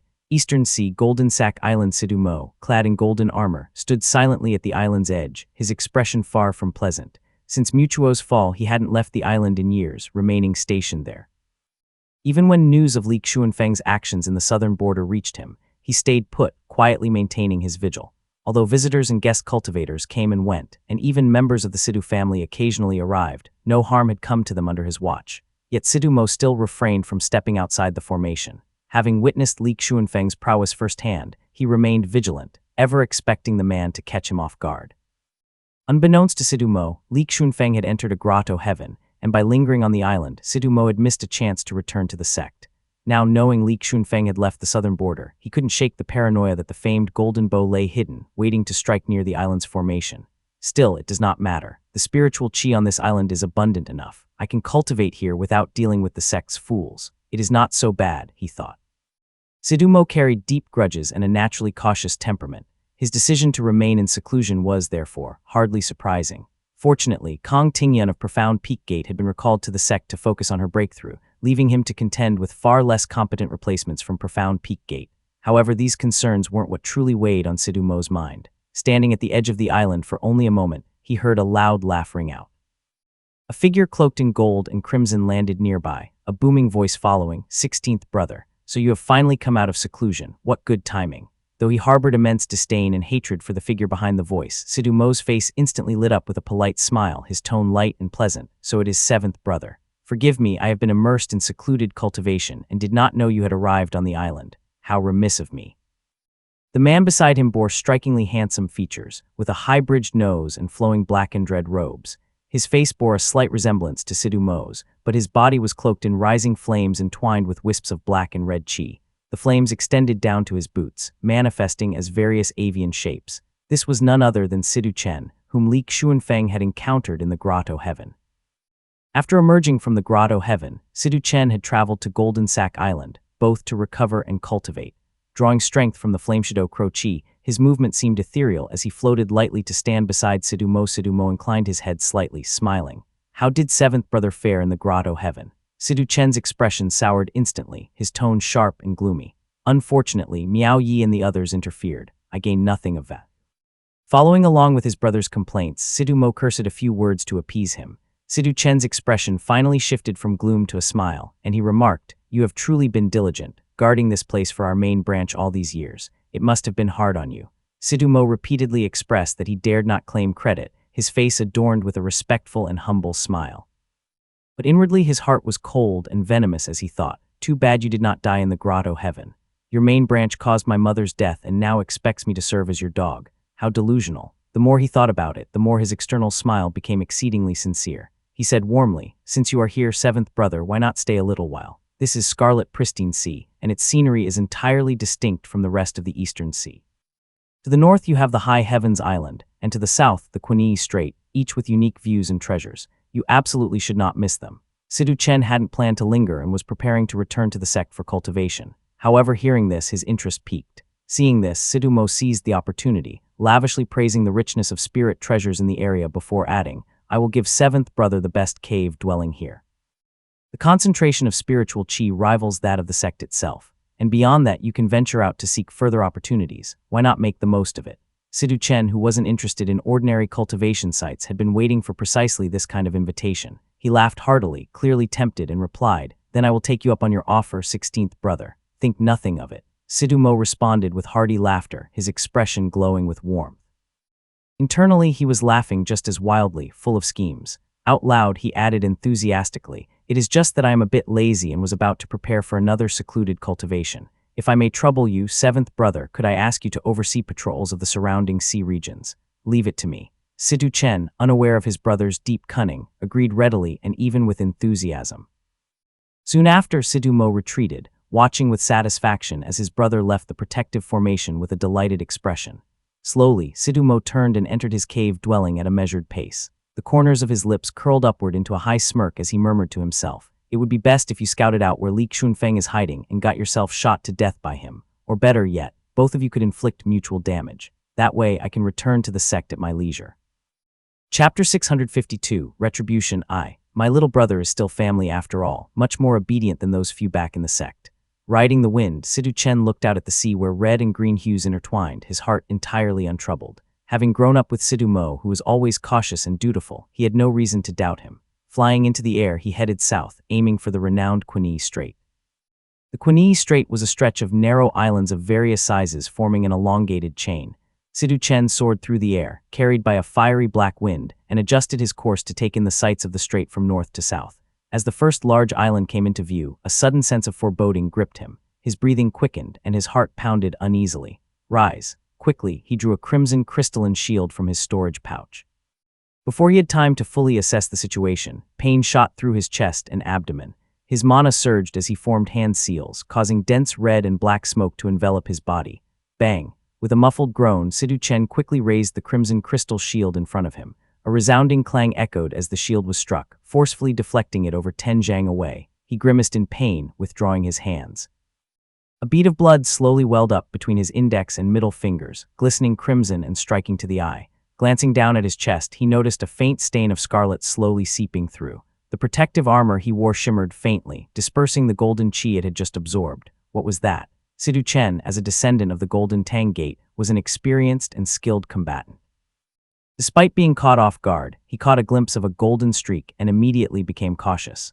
Crossing his fingers, he quickly performed a defensive hand seal. Coming from the Golden Tang Gate, he had some familiarity with similar Dao lineage. Acting decisively, he used the smoke to shield himself. Then, he retrieved a piece of spirit silk from his storage pouch, draping it over his shoulders to conceal his figure entirely.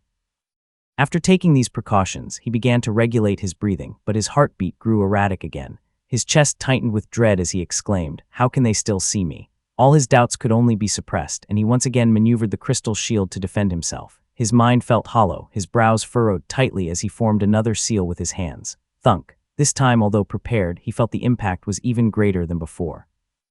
A metallic taste rose in his throat as blood pooled there, his eyes widening in shock. At last, he clearly saw the streak of golden light and exclaimed in sudden realization, "An arrow." Archers in the UA state were few and far between. He didn't even need to think before the name popped into his mind, his voice trembling with fear. "It is that lackey of Taoist Master Yuan Su, Li Xunfeng." Although he had never personally crossed paths with Li Xunfeng, those 2 arrows were enough to demonstrate the man's skill and terrifying prowess. Cursing aloud, he demanded, "What grudge do I have with him? Why is he trying to kill me?" A faint numbness spread across his cheeks.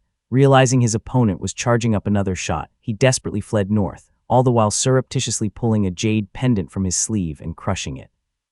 Fortunately, I planned ahead and left a backup pendant on the island. 16th brother will surely come to my aid when he sees this. He bears a deep hatred for this man, and together we can finish him off. Sidu Chen had no doubt his brother would come to assist. He ascended swiftly on the wind, yet his body ached all over. His face darkened as he gripped the twin blades strapped to his back and unsheathed them, crossing them before him for added defense. A feeling of utter helplessness consumed him. Despite possessing formidable blade skills that rivaled anyone's, he couldn't even locate his attacker.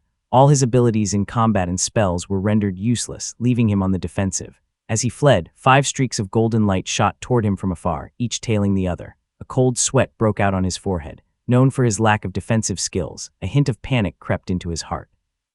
He hastily summoned talisman barriers, their white glows shimmering around him. Buzz, buzz, buzz, the hum of arrows vibrated around him. 4 of the golden arrows exploded in midair, releasing a fine golden mist that not only dispersed his smoke screen but clung stubbornly to his mana like parasitic worms. His body grew heavier by the moment. The final arrow struck his defensive shield, shattering it into fragments. Desperate, he raised his twin blades. Their crimson glows intertwined as he slashed toward the incoming projectile. But this arrow was a cun shorter than the others and far more agile. With a sudden twist in midair, it streaked between his crossed blades, driving into the gap between his palms. A deep, bloody hole instantly appeared in the center of his hand. This arrow, dazed and frozen in shock, he finally abandoned all thoughts of resistance. He understood that his opponent was far beyond his ability to counter. Bowing his head, he flew northward. However, weighed down by the astral gold, his speed was noticeably reduced. More golden arrows chased after him, while he bitterly employed talismans in a futile attempt to keep himself afloat. Li Xunfeng's attacks were cunning, blending feints with genuine strikes to great effect. Wounded and cornered, he coughed up blood as the pursuit stretched into a full day and night. By now, his body was riddled with injuries, and exhaustion loomed over him. Sidu Mo still has not arrived. It was unclear whether this delay was due to Sidu Mo's knack for deception or Sidu Chen's inability to discern loyalty from treachery. Even now, he clung to trust in his brother, snarling bitterly. It seems Yuan Su's men must have encircled 16th brother. Fleeing to Golden Sack Island will not necessarily lead to a better outcome. Sidu Chen had no other options left. On this vast sea, he was being slowly worn down by Li Xunfeng. Golden Sack Island was his sole hope. After hesitating, he reached into his storage pouch and retrieved a deep golden talisman. This talisman was a treasure granted exclusively to the main bloodline, far more valuable than ordinary Foundation Establishment realm talismans. It was an ancient talisman, a trump card for preserving one's life. With the Taoist masters of the Sidu family long missing and their treasures exhausted, this talisman was one of the few life-saving items left for Sidu Chen, the newly instated heir. Murmuring an incantation, he activated the talisman. A semi-transparent shield slowly materialized around him. Sidu Chen exhaled in relief and focused on flying northward, his mind finally at ease despite the arrows still chasing him. As expected, 6 or 7 more arrows followed in quick succession, striking the barrier but only leaving ripples on its surface. Sidu Chen exhaled deeply, a trace of relief flashing across his face. His expression, however, remained dark as he stepped on the gray-red smoke beneath him, continuing his flight northward. He refrained from uttering any words of retaliation, but the sinister look in his eyes revealed everything. Gripping his twin blades tightly, he pressed forward, his figure cutting through the air with a grim determination. Sidu Chen flew for a while, only to sense Li Xunfeng's attacks growing increasingly intense. Arrow after arrow pursued him, striking the barrier repeatedly, causing it to ripple with wave after wave of impact. Calculating the distance carefully, Sidu Chen silently let out a breath of relief, thinking, judging by this, I should at least make it to Golden Sack Island. As night deepened, Sidu Chen continued flying, his body tense and battered. Suddenly, in the distance, he spotted a man clad in golden armor standing in his path. The man appeared to be in his 50s or 60s. His eyebrows were as sharp as blades, his sunken eyes a mix of gray and black, and his long white hair flowed with the wind. Despite the lack of emotion on his face, his presence exuded an overwhelming sense of dread. Chapter 653, Retribution II. Li Xunfeng Sidu Chen was not surprised, but instead filled with hatred as he spat out the name. Raising his twin blades, he charged forward, only to see the older man take one step forward and deliver a palm strike to his protective barrier. Sidu Chen was momentarily stunned. A massive force surged forward, sending him and the barrier flying backward like a falling stone, crashing into the ocean's surface with an immense splash. Before he could recover, he found himself sinking into the sea. Looking up, he saw 5 streaks of golden light hurtling toward him like shooting stars, growing larger and more menacing as they neared. The 5 streaks of golden light struck the same spot on the barrier, one after the other, breaking the ancient talisman's limits. A series of sharp, cracking sounds followed. Boom! Pain erupted in Sidhu Chen's chest. The shield shattered completely, and a fist-sized wound opened between his chest and abdomen. The excruciating pain jolted him back to clarity. He planned those 5 arrows long ago, just waiting for me to get here. It was too late to do anything. The golden streaks in the sky flashed continuously, denying him even the smallest opportunity to retaliate. His well-honed blade techniques and skills were rendered useless, as he could do nothing but watch the water around him turn red with his own blood. Struggling to breathe, Sidhu Chen saw a figure materialize in front of him, a man bathed in golden light. It was Li Xuanfeng, his expression cold and merciless as he stared directly at him. Driven by fear of death, Sidhu Chen pleaded desperately, "I have no quarrel with you, fellow Taoist. Why are you doing this to me?" Sidhu Chen was utterly baffled and terrified. He watched as Li Xuanfeng retrieved a short blade from his storage pouch, then began to slowly slice away a piece of flesh from his chest. Sidhu Chen howled in agony. Blood dripped from the wound in small crimson beads, but no matter how much he screamed or questioned, Li Xuanfeng's expression remained unchanged. He methodically stripped away the flesh until only the stark white of bone remained, scraping the ribs clean with a ghastly grinding sound, leaving only the rhythmically beating heart visible. Finally, Li Xuanfeng spoke. "You still do not understand. Sidhu Mo also wants you dead. If I was not worried about dragging this out and causing complications, you would not have died this easily." Sidhu Chen's eyes widened in shock, but before he could process the words, Li Xuanfeng worked quickly. He severed all 4 of Sidhu Chen's limbs before finally decapitating him in one clean motion. The severed head rolled across the ground a few times before coming to a halt. Standing silently on the island, Li Xuanfeng gazed out as volcanic activity rumbled beneath the ocean. The surging heat, stirred by Sidhu Chen's immortal foundation, caused fiery eruptions to break the surface. Calmly, he cleaned up the remains and wiped the blood from his hands, muttering softly, "Susan, your vengeance is settled. My blade techniques surpass ordinary mortals. His pain was likely beyond compare." Squinting slightly, Li Xuanfeng seemed dissatisfied. The act of revenge had not granted him peace, but instead deepened his unease. With a flick of his left hand, a tattered piece of armor floated into the air, accompanied by a small storage pouch made of black-red fabric, glowing faintly. Hovering beside him, a single golden arrow pulsed with spirituality, darting back and forth through the air like a living creature. Li Xuanfeng examined the arrow. He had crafted 3 new arrows, bringing his total to 8. This particular arrow, smaller than the rest, had been refined by merging fire in the binding ring. Its intricate carvings and nimble movements made it exceptionally unique. He casually retrieved the storage pouch and pulled out a jade talisman given to him by Yuan Su.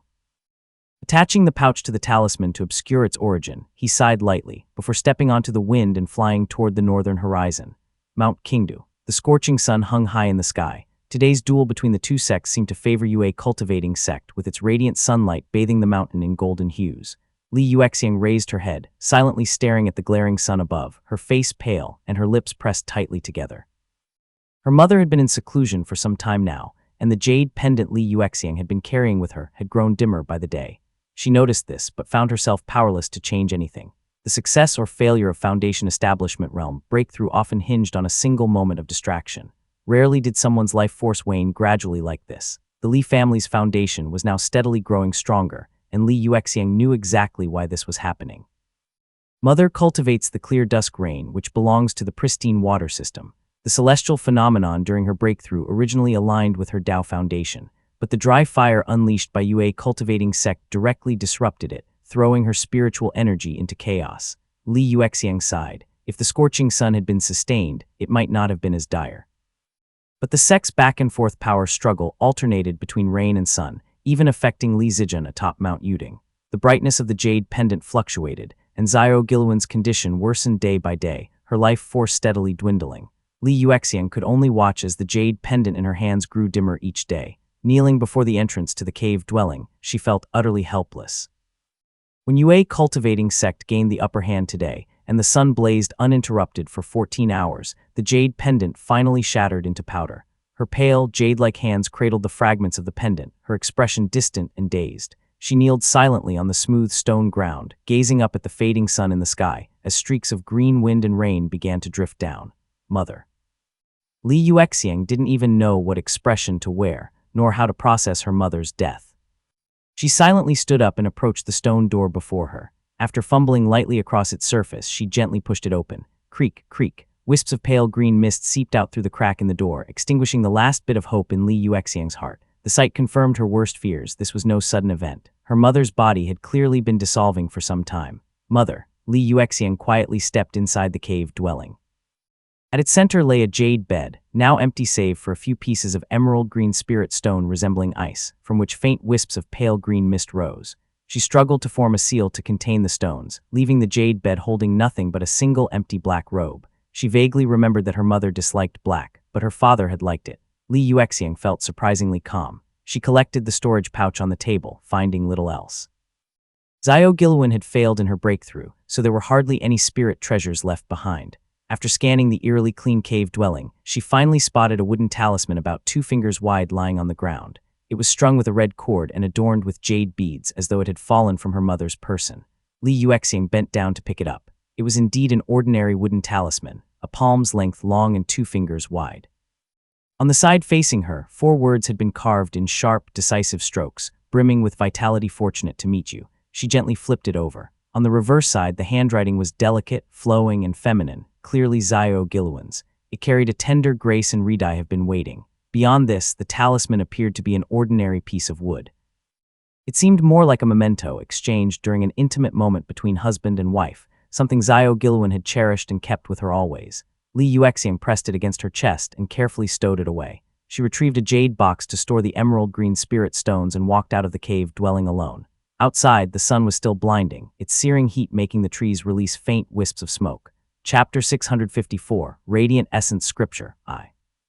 Central Hall Terrace. On the steps of the terrace, 2 straw dummies clad in full armor stood in place. A middle-aged man holding a short halberd stood nearby, slightly bowing, clad in a suit of white armor, silently observing. Half of his face was hidden by a mask, while the exposed skin on his neck was charred and dark red, giving him a rather terrifying appearance.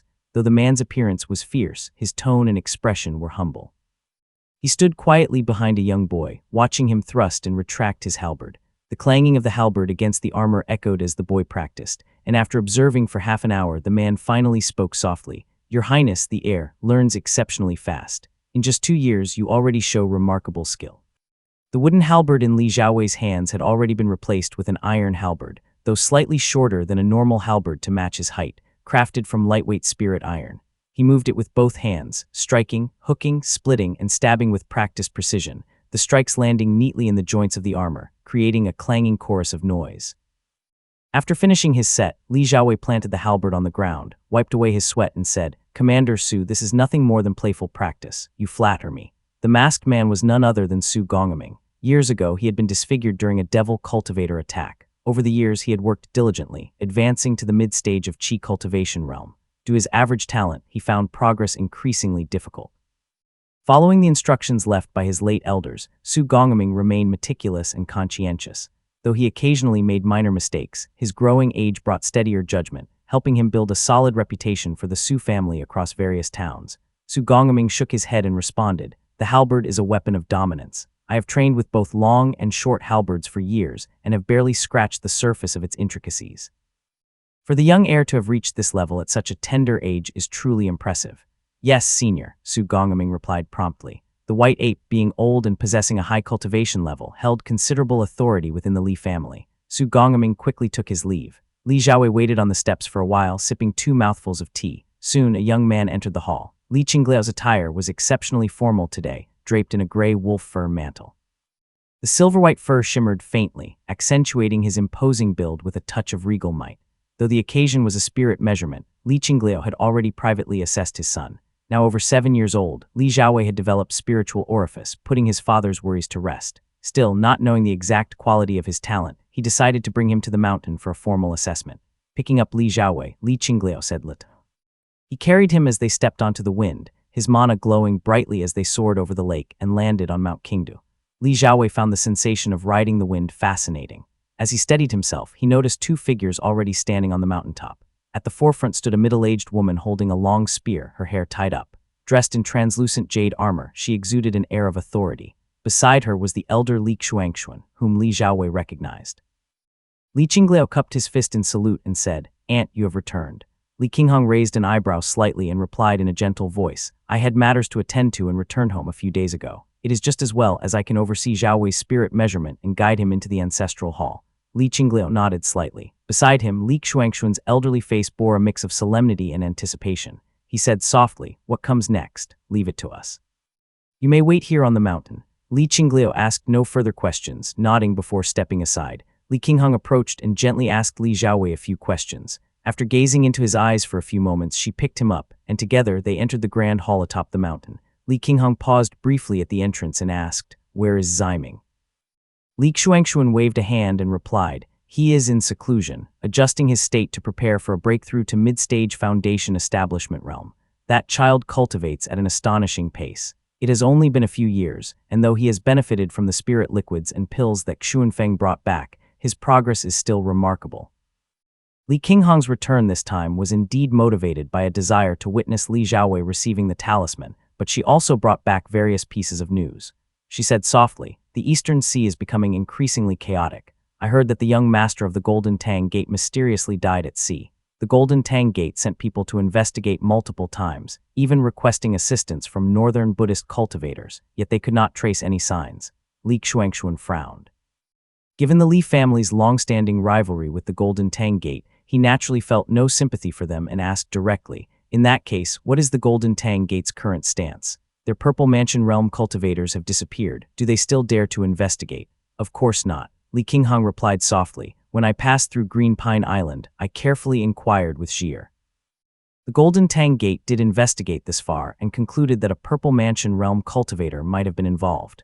They no longer dare to dig deeper. However, to save face, they have sent a team of people into the sea, claiming they are hunting the culprit.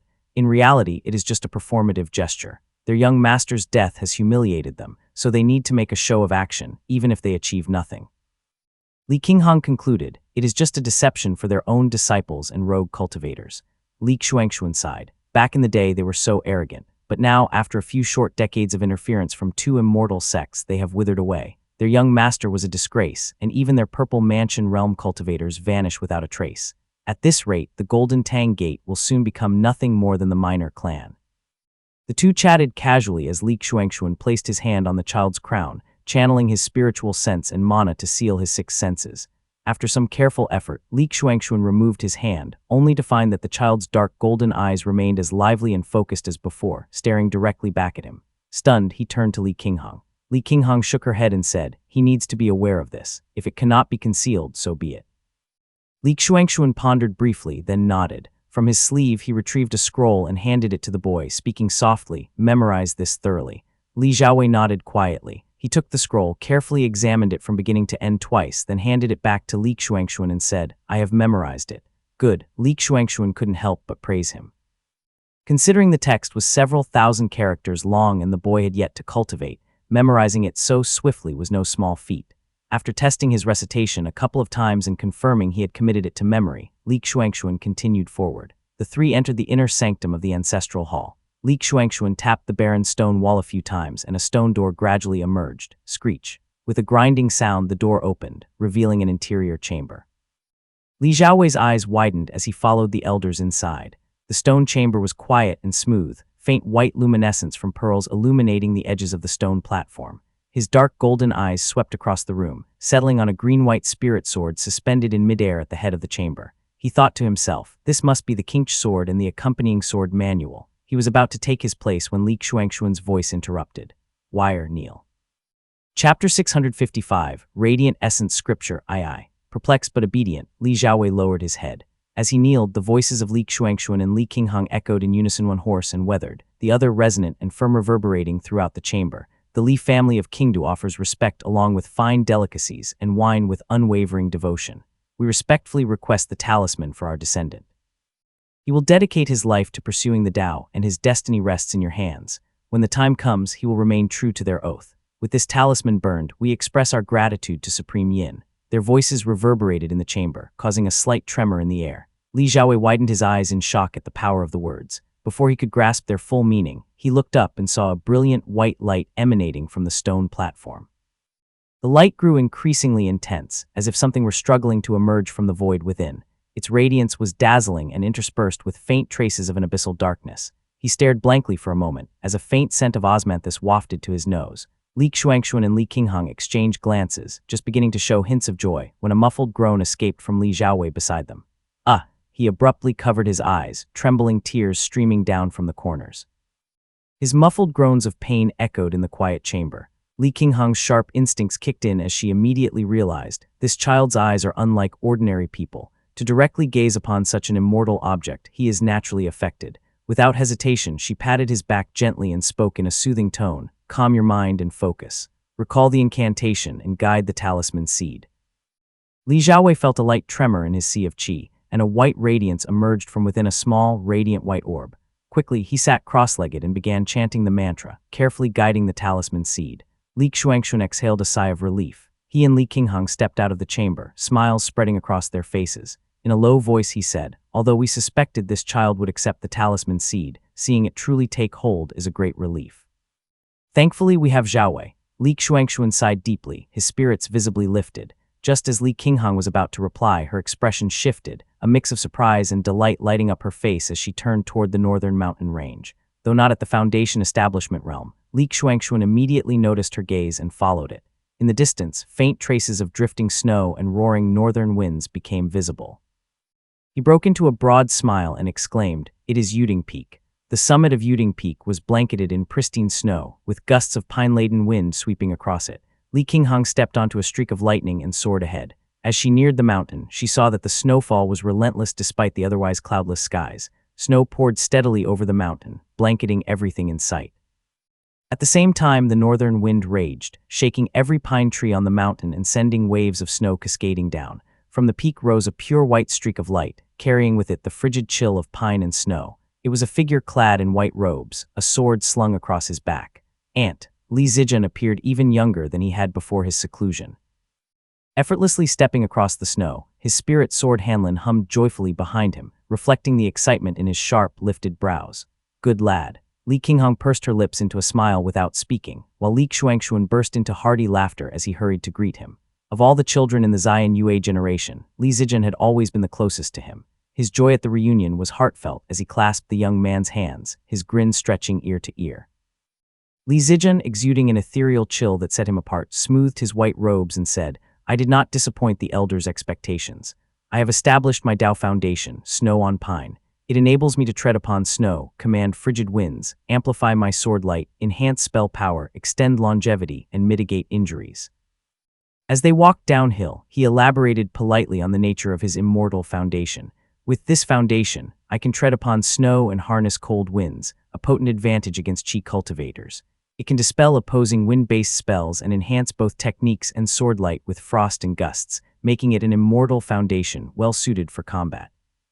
Not only does this immortal foundation extend longevity and reduce injury impact, it also enables one to endure longer in environments where spiritual energy is scarce." After listing the core benefits, he demonstrated several new techniques derived from his immortal foundation. Then, pinching his fingers into a hand seal, he added, "The Slaughter Jung Kui light has also evolved considerably, now stronger by nearly 30%. I now see the wisdom of cultivating spells before establishing one's foundation."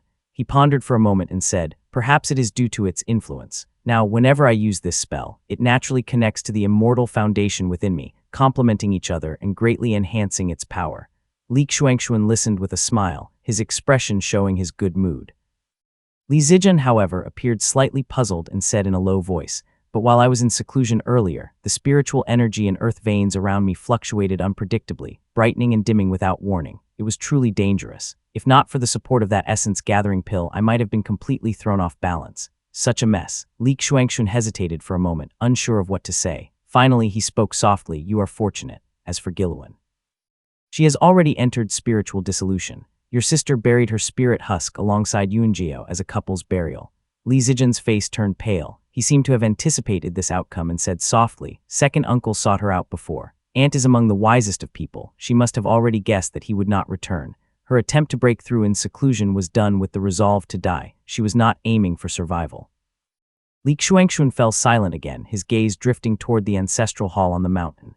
Thinking of Li Xiaowei, he softly said, "This is a long story. We can discuss it further later. Xiaowei is in the ancestral hall. We should go check on him first." The three of them were standing outside the formation and couldn't discuss matters of receiving the talisman openly. Li Zijun, being someone who understood implied meanings, needed no further explanation.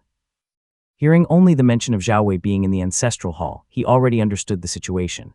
He nodded gently and said, "Indeed, this is not the place for such discussions. Let us enter the mountain before speaking further." The three entered the ancestral hall, only to find Li Zhaowei already standing silently within the chamber. He raised his pair of dark golden eyes and stared blankly at the stone platform, as though sensing something. How fast?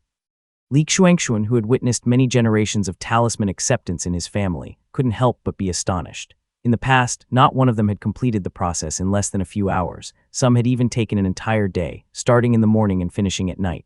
But this time, in the span of less than a single stick of incense, Li Zhaowei had already completed the process. He now stood there thoughtfully, waiting.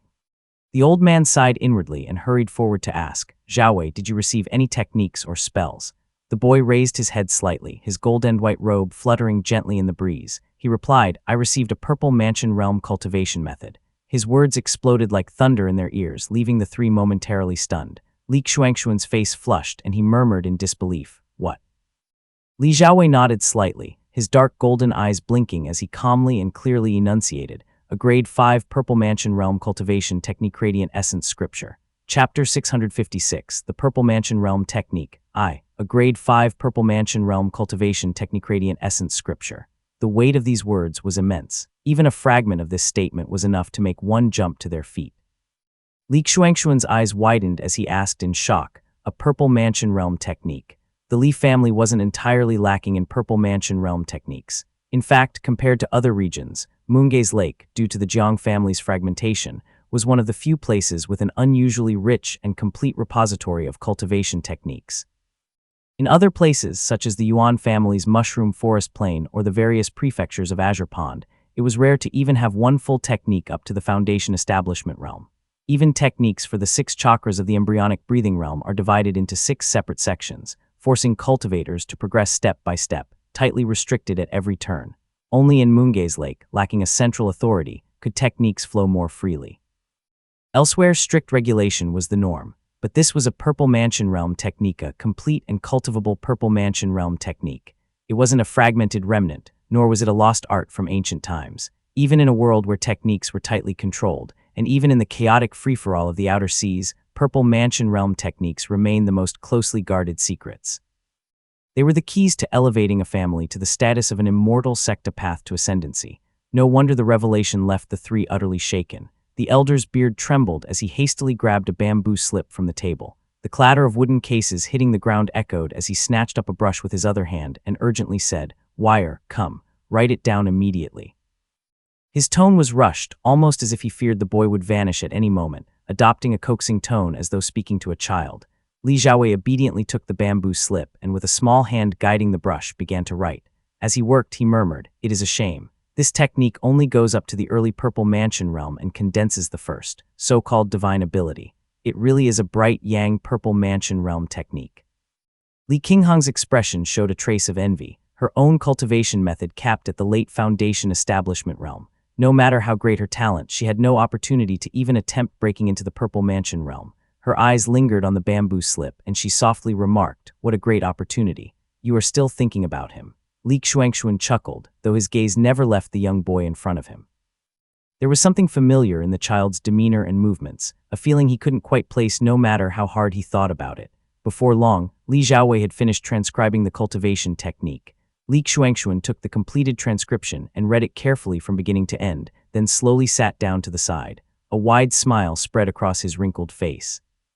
Clutching the technique, he read through it again, slapping his thigh as he exclaimed, "What a marvelous Grade 5 technique. It is truly the Golden Yang Radiant Origin, the Radiant Origin Pass." Li Xuanxuan slapped his thigh 3 times in quick succession, his face full of admiration. The sight made Li Qinghang smirk quietly. She leaned closer to Li Zijun and whispered, "It has been ages since the old man looked this happy. Honestly, I have never seen him like this since I was a child." The aunt and nephew exchanged knowing smiles. After a long while, Li Xuanxuan finally seemed to snap out of his daze. Noticing the two of them and the child watching him with amusement, he hastily collected himself and spoke solemnly, "Come, all of you, take a look at this." Li Qinghang took the transcription and skimmed the earlier sections, focusing her attention on the final parts. These detailed how an immortal foundation could nurture and catalyze divine abilities, describing 9 different methods, mantras, and the challenges to overcome in achieving them. She couldn't resist reading aloud the poetic description of the divine abilities. Flames surge within the heart, illuminating the inner and outer yang. Thus, the bright yang divine ability forms. Its brilliance spans 9 kai, purple flames flare outward, radiant clouds ascend and dissipate, golden armor and robes materialize across the heavens. The sun blazes red in the east, the earth erupts in the south, traversing the great void, refining golden lotuses. The Li family had previously acquired a defunct cultivation technique known as the Aged Courtly Path Scripture, which was also of the Purple Mansion. However, compared to the Radiant Essence Scripture, the Aged Courtly Path Scripture was far shorter in length and entirely lacked such vivid descriptions. Li Xuanxuan glanced at Li Qinghang's face, which showed a mix of longing and admiration. He remarked, so many people cultivate, so many reach foundation establishment realm, but how many truly ascend to the Purple Mansion realm? For such grandeur, only one in countless individuals can succeed. Li Qinghang smiled faintly and didn't reply. Instead, she asked Li Xiaowei a few questions, confirming that he hadn't received the Supreme Yin Breathing Meridian Nourishment Sutra. She then commented softly, "It must be that the bright Yang constitution conflicts with Supreme Yin. You will just have to cultivate diligently. Xiaowei is a sensible child. It is better not to tell your father about this. It could end up harming him." As she spoke, her gaze remained fixed on Li Xiaowei's golden eyes, as though trying to gauge his emotions. The boy simply nodded lightly, his expression steady, and said quietly, "Wire understands." He didn't elaborate, but there was a quiet authority in his tone that inspired confidence. Li Qinghang paused briefly, then nodded and replied, "Good." Turning to the others, she said gently, "Let us send Xiaowei down first. We should not keep Qingle waiting." Both of them nodded in agreement. Li Xuanxuan took a sip of tea and set his cup down. By the time he did, Li Qinghang had already returned from the hall as swiftly as a bolt of lightning. She stood by his side, her expression now serious. "This trip back was not just for this matter," she continued in a low voice. "On my way through Green Pine Island, I met with Zijai. According to news from Azure Pond, Li Yancheng of Fuchin Peak is nearing the end of his lifespan and plans to attempt a breakthrough to the Purple Mansion realm. He is now seeking assistance from our family." Li Xuanxuan paused in surprise and asked, "That man, does he even have a Purple Mansion realm technique?" Li Qinghang nodded, though her tone carried a trace of worry. "He does not. It is said he has been referencing similar techniques within the sect and concocting some pills on his own, risking everything for a last-ditch attempt before his death." Li Xuanxuan's expression darkened with frustration. "We asked him to handle something for us, and he has not even finished the task. Now he is planning to die. What a waste of effort."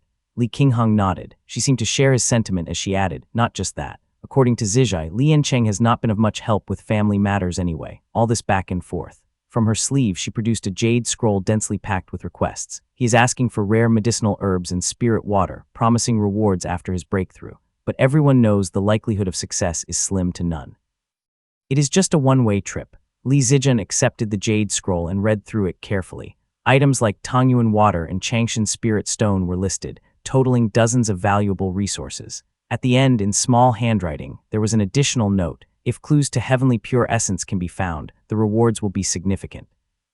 Li Xuanxuan glanced at the jade scroll and let out a derisive laugh, commenting, "If we truly possess something as rare as heavenly pure essence, would we simply hand it over to him? Preposterous." Chapter 657, The Purple Mansion Realm Technique II. Li Zijian reread the contents of the scroll twice and spoke softly. "These items are indeed beyond what our family can afford. Aunt, brother, what are your thoughts?" Li Qinghang responded that Li Yancheng's younger brother, Li Yangxi, a full-fledged foundation establishment realm cultivator, lowered himself to plead bitterly in your brother's hall, shedding tears and invoking the past favor of the essence-gathering pill and the ties between the Wei clan. Your brother found it difficult to outright refuse. I understand. Li Zijian calmly put away the jade scroll and said softly, "I will gather 1 or 2 of these requested items. As for the rest, we will substitute them with similar Qi cultivation realm materials. We will expend some resources, send the package to Green Pine Island, and that will suffice." Li Zijian continued, "The newly constructed formation at home has indeed strained our resources. Speak with Li Yangxi and help him understand." Li Qinghang nodded slightly and said quietly, "That is all we can do." Li Xuanxuan, however, winced as if in physical pain and reminded them, "Why should we always let him take advantage? Li Yancheng has not done a thing for our family." Li Zijian understood his concern and replied gently, "Since Brother Zhai has agreed, he must have his own plans. We should do our best to support him." Although reluctant, Li Xuanxuan trusted Li Zijai's decisions. He relented and said, "You are right. Let us proceed with that plan." Li Qinghong nodded and took the opportunity to relay the news she had gathered during her journey. Speaking softly, she added, "There is no rush to depart. Junner, handle the collection of materials first. We can leave in a few months." Li Qinglio had been waiting anxiously on the mountain for quite some time. When he finally saw Li Qinghong returning with Li Xiaowei, she teased with a smile, "It has not been that long since we took him up the mountain. Are you that reluctant to part with your family treasure?" Li Qinglio laughed awkwardly, scooping up Li Xiaowei as they stepped onto the wind. They flew over the lake and entered the grand hall. As Li Qinglio observed his son, everything seemed the same as before, yet he felt there was a subtle change in the boy. He asked why or how was the mountain. Li Xiaowei seemed to be lost in thought, still savoring the scenes he had just experienced. He replied softly, "Father, there were many white irises on the mountain." Li Qinglio paused, sensing the boy was speaking in riddles, but those seated in this central hall were no ordinary individuals. He raised his eyebrows slightly and began to think carefully. It did not take long for him to pull a memory from the depths of his mind. That year he was only 12 when he was sent to the mountain to have his aptitude assessed. His father, Li Zicheng, was not present, but he had gone with several younger siblings. The ancestral hall, soft cushions, Minggong Chenghui. As these hazy recollections sharpened, Li Qinglio remembered kneeling somewhere, his 5 senses sealed before being led out and taught a spell. Now that his knowledge far exceeded what it was then, he lowered his gaze and murmured, "Did they take you to the ancestral hall?" Li Xiaowei raised his head to meet his father's eyes. His dark golden pupils flickered slightly as he replied softly, "Father has also been there." Li Qinglio nodded silently, his eyes reflecting deep thought. His mind raced, and in a low voice he said, "I have been there, yes. They could not seal your sight, could they? No matter, wire must understand." Li Xiaowei seemed surprised, pausing briefly before answering, "Father, you ask too many questions." Li Qinglio suddenly snapped out of his thoughts, momentarily at a loss for words. After a few moments of stunned silence, he laughed heartily, scooped up his son again, and said softly, "My mistake. I lost myself for a moment. My son possesses such divine bearing, he will never disappoint anyone." He sighed and added, "But everything we do is for the good of the family." Li Xiaowei fixed his gaze on his father, as if studying his expression. In that moment, his dark golden eyes, as wild as a tiger's or leopard's, betrayed a hint of primal ferocity, but he silently absorbed the words, pondering them deeply. A bright smile spread across his face as he tugged Li Qinglio into the grand hall. Picking up the long halberd at his side, he grinned and declared, "My halberd techniques have improved again. Let me demonstrate for father." Eastern Mount Yue. Rain dripped steadily as Yuan Fao completed a circuit around the town before retreating to his cave dwelling. 2 servants approached him eagerly, asking for news. Yuan Fao waved them off and replied, "The weather in northern Yue seems to be gradually returning to normal, though who knows how far the conflict between the 2 sects has progressed." He sat down by the stone table and after a moment asked, "And at home, how is the second elder?" The Yuan family's internal strife had, like the shifting climate, begun to settle. Yuan Fao, who had spies within the family, was not entirely uninformed. His granduncle, Yuan Haiyuan, no longer dared to return home. His father had disappeared without a word, leaving the second elder, Yuan Hudu, in full control of the situation. Yuan Fao had long expected this outcome. With the backing of the Kai family, how could the second elder lose? From the beginning, it had been a futile struggle trap prey lashing out pointlessly, only depleting the family's resources. With the dust now settled, the second elder, Yuan Hudu, who had once shared a cordial relationship with Yuan Fao, now left him feeling conflicted and troubled. Why on earth did they align with the Li family? Once I shared familial ties with Yuan Hudu and even benefited from his care, but now this makes him my enemy. In this vast world, I am confined to this one small town. As Yuan Fao sat in his courtyard, sighing heavily, 2 of his attendants suddenly approached him with excited expressions, calling out, "Young master, a letter has arrived from home." Yuan Fao quickly took the letter from them, eagerly scanning it from start to finish. His hands trembled as he read, finding the handwriting sharp and unmistakable. Upon closer inspection of the signature, it was indeed from Yuan Hudu. Yuan Hudu's tone was courteous, and he thoroughly laid out his analysis in the letter, explaining every detail with transparency and clarity. He wrote, "I am now in charge of the family, temporarily earning the trust of the Kai family while letting Haiyuan search for the Peak Master's whereabouts. This was all carefully planned with your father. For your part, I have arranged a marriage with a young lady from the Song family. Please return home promptly. Your father has already made this promise, and it is unavoidable that you go through with it. The betrothal gifts are considerable, and the Li family will surely demand them. If you have already obtained any of the items or clues regarding them, do not reveal anything. Find an excuse to leave Moongaze Lake and return home immediately. As long as you make it back safely, I will personally come to resolve the issue. Otherwise, if you fall into someone else's hands, you will become a pawn for their schemes, and there will be no way out. Yuan Hudu explained everything thoroughly, even breaking down which factions the elders aligned with in their respective immortal sects. He ended with a warning. The Li family has aligned themselves with the Ning family, who have been entrenched in the southern border for years. The Kai family has long been displeased with this alliance. Your father only has you as his sole heir. Do not follow this path to destruction. Yuan Fao finished reading, drenched in sweat, with a sudden sense of clarity washing over him. Inwardly he thought, could it be true? So father had already planned all this out. Were the elders merely acting all along? He mulled over the situation repeatedly. However, the memory of Yuan Haiyuan's expression on that day resurfaced in his mind, leaving him conflicted once more. Unsure of what to do, one of the Yuan family attendants cautiously spoke up. Young master, the messenger said they will wait for you in the south at midnight. This. Yuan Fao was instantly shocked, exclaiming in frustration, why are you telling me this only now? Looking at the moonlight in the sky, his composure faltered entirely. Never one to act decisively, he floundered like an ant on a hot griddle. One moment he wanted to rush out, the next he hesitated, feeling he needed to think things through a little more. Stomping his feet anxiously, he muttered, what should I do? What should I do? Chapter 658, Severance I. At Mount Qingdu, the long-deserted Grand Hall finally welcomed its owner. A young man in white robes read meticulously through a stack of letters. Li Yuexiang sat beside him, occasionally chiming in with a few comments to fill in the gaps.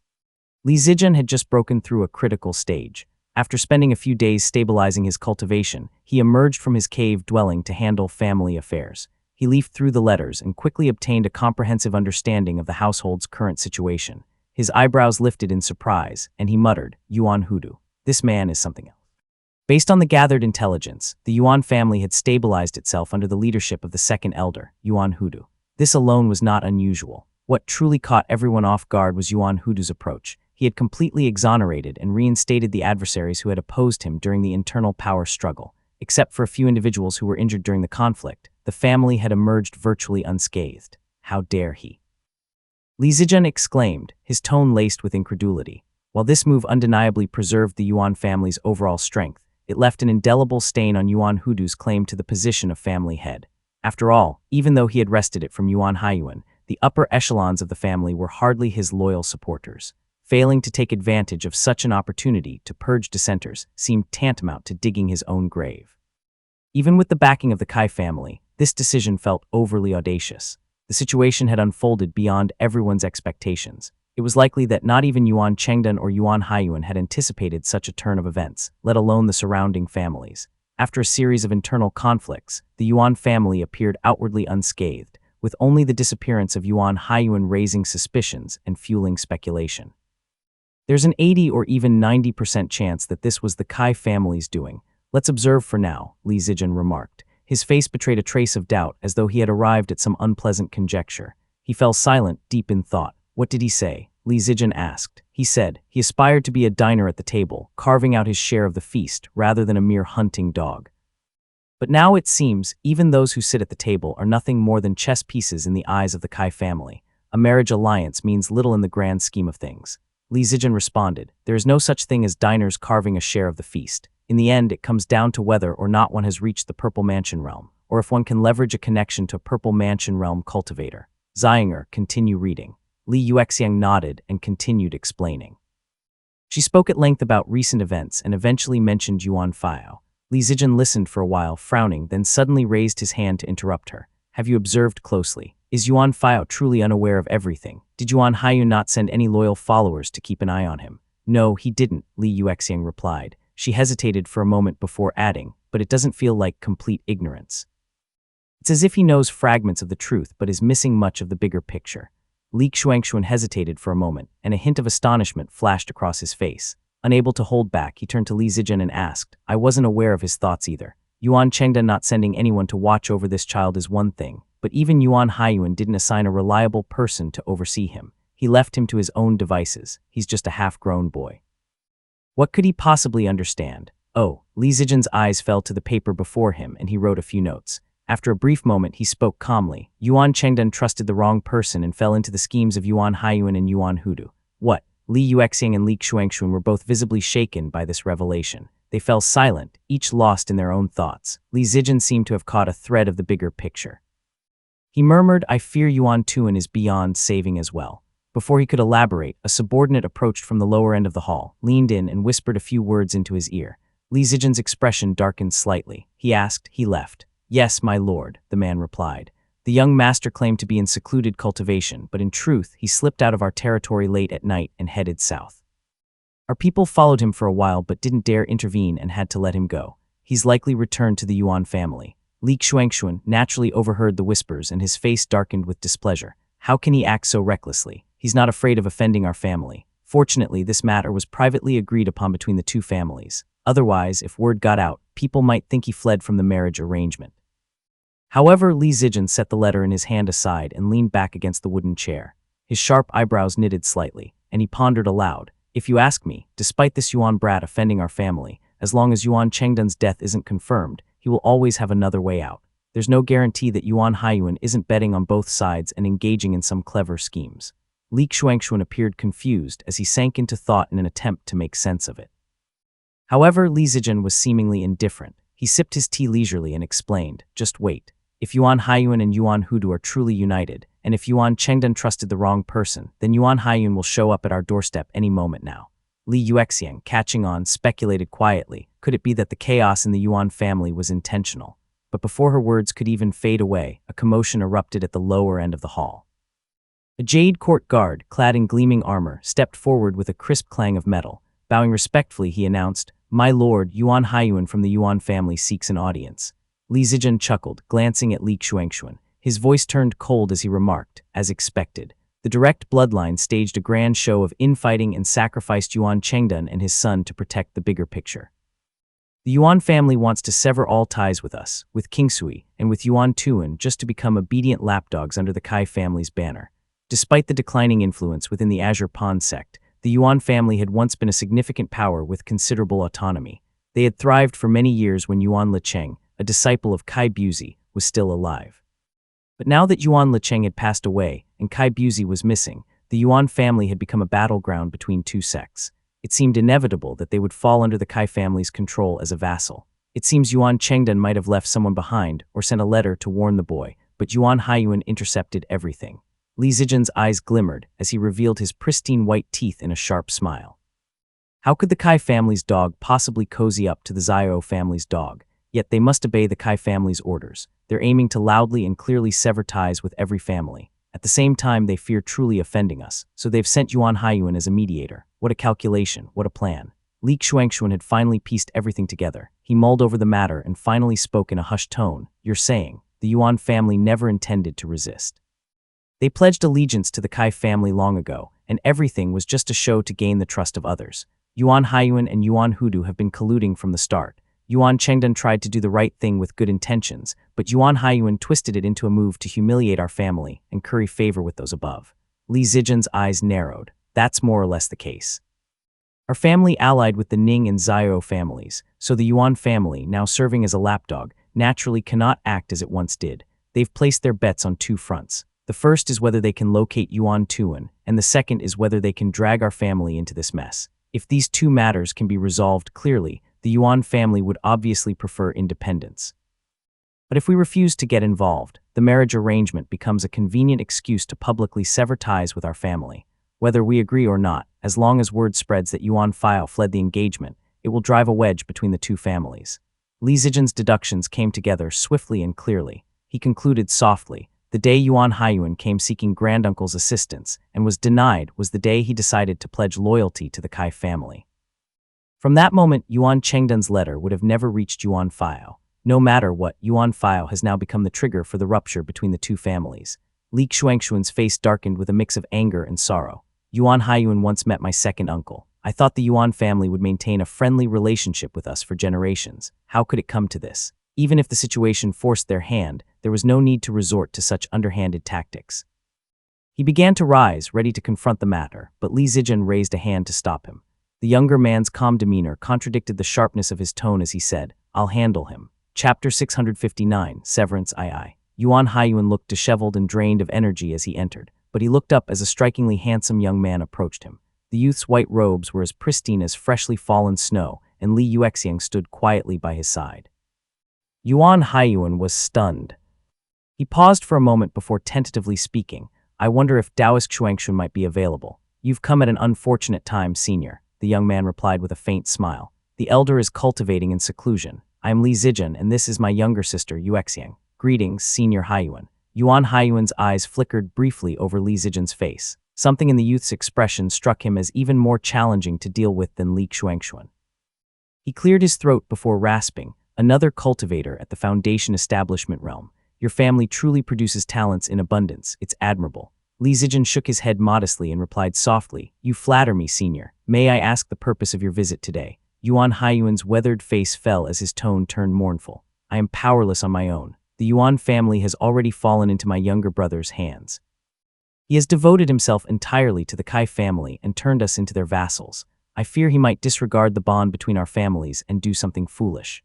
Oh, Li Zijun raised an eyebrow in apparent surprise as he replied, If it's about returning the betrothal gifts, that's a minor matter. Feigning ignorance, he gestured to the Jade court guard standing nearby and serenely ordered, Please escort young Master Yuan here. Li Zijun's words were warm and polite, yet there was an unmistakable undertone to them. Cold beads of perspiration started to glisten on Yuan Haiyuan's forehead as Li Zijun continued, his voice calm yet firm, Your relationship with us is solid, Senior. My sister can certainly spend more time chatting with you. The implications behind his words caused Yuan Haiyuan to falter. He wiped his brow and stammered weakly, Actually, I fear that. Just then a Jade court guard rushed in, kneeling as he reported urgently, My lord, young Master Yuan has escaped. Escaped. Li Zijun exclaimed in apparent disbelief. His tone carried a faint hint of amusement as he continued, How could that be? Go check the farm again. Yuan Haiyuan's face was drenched in sweat. His expression crumbled into despair as he said, Zijun, there's no need to search anymore. My younger brother has already summoned him back. Let's just forget about this matter.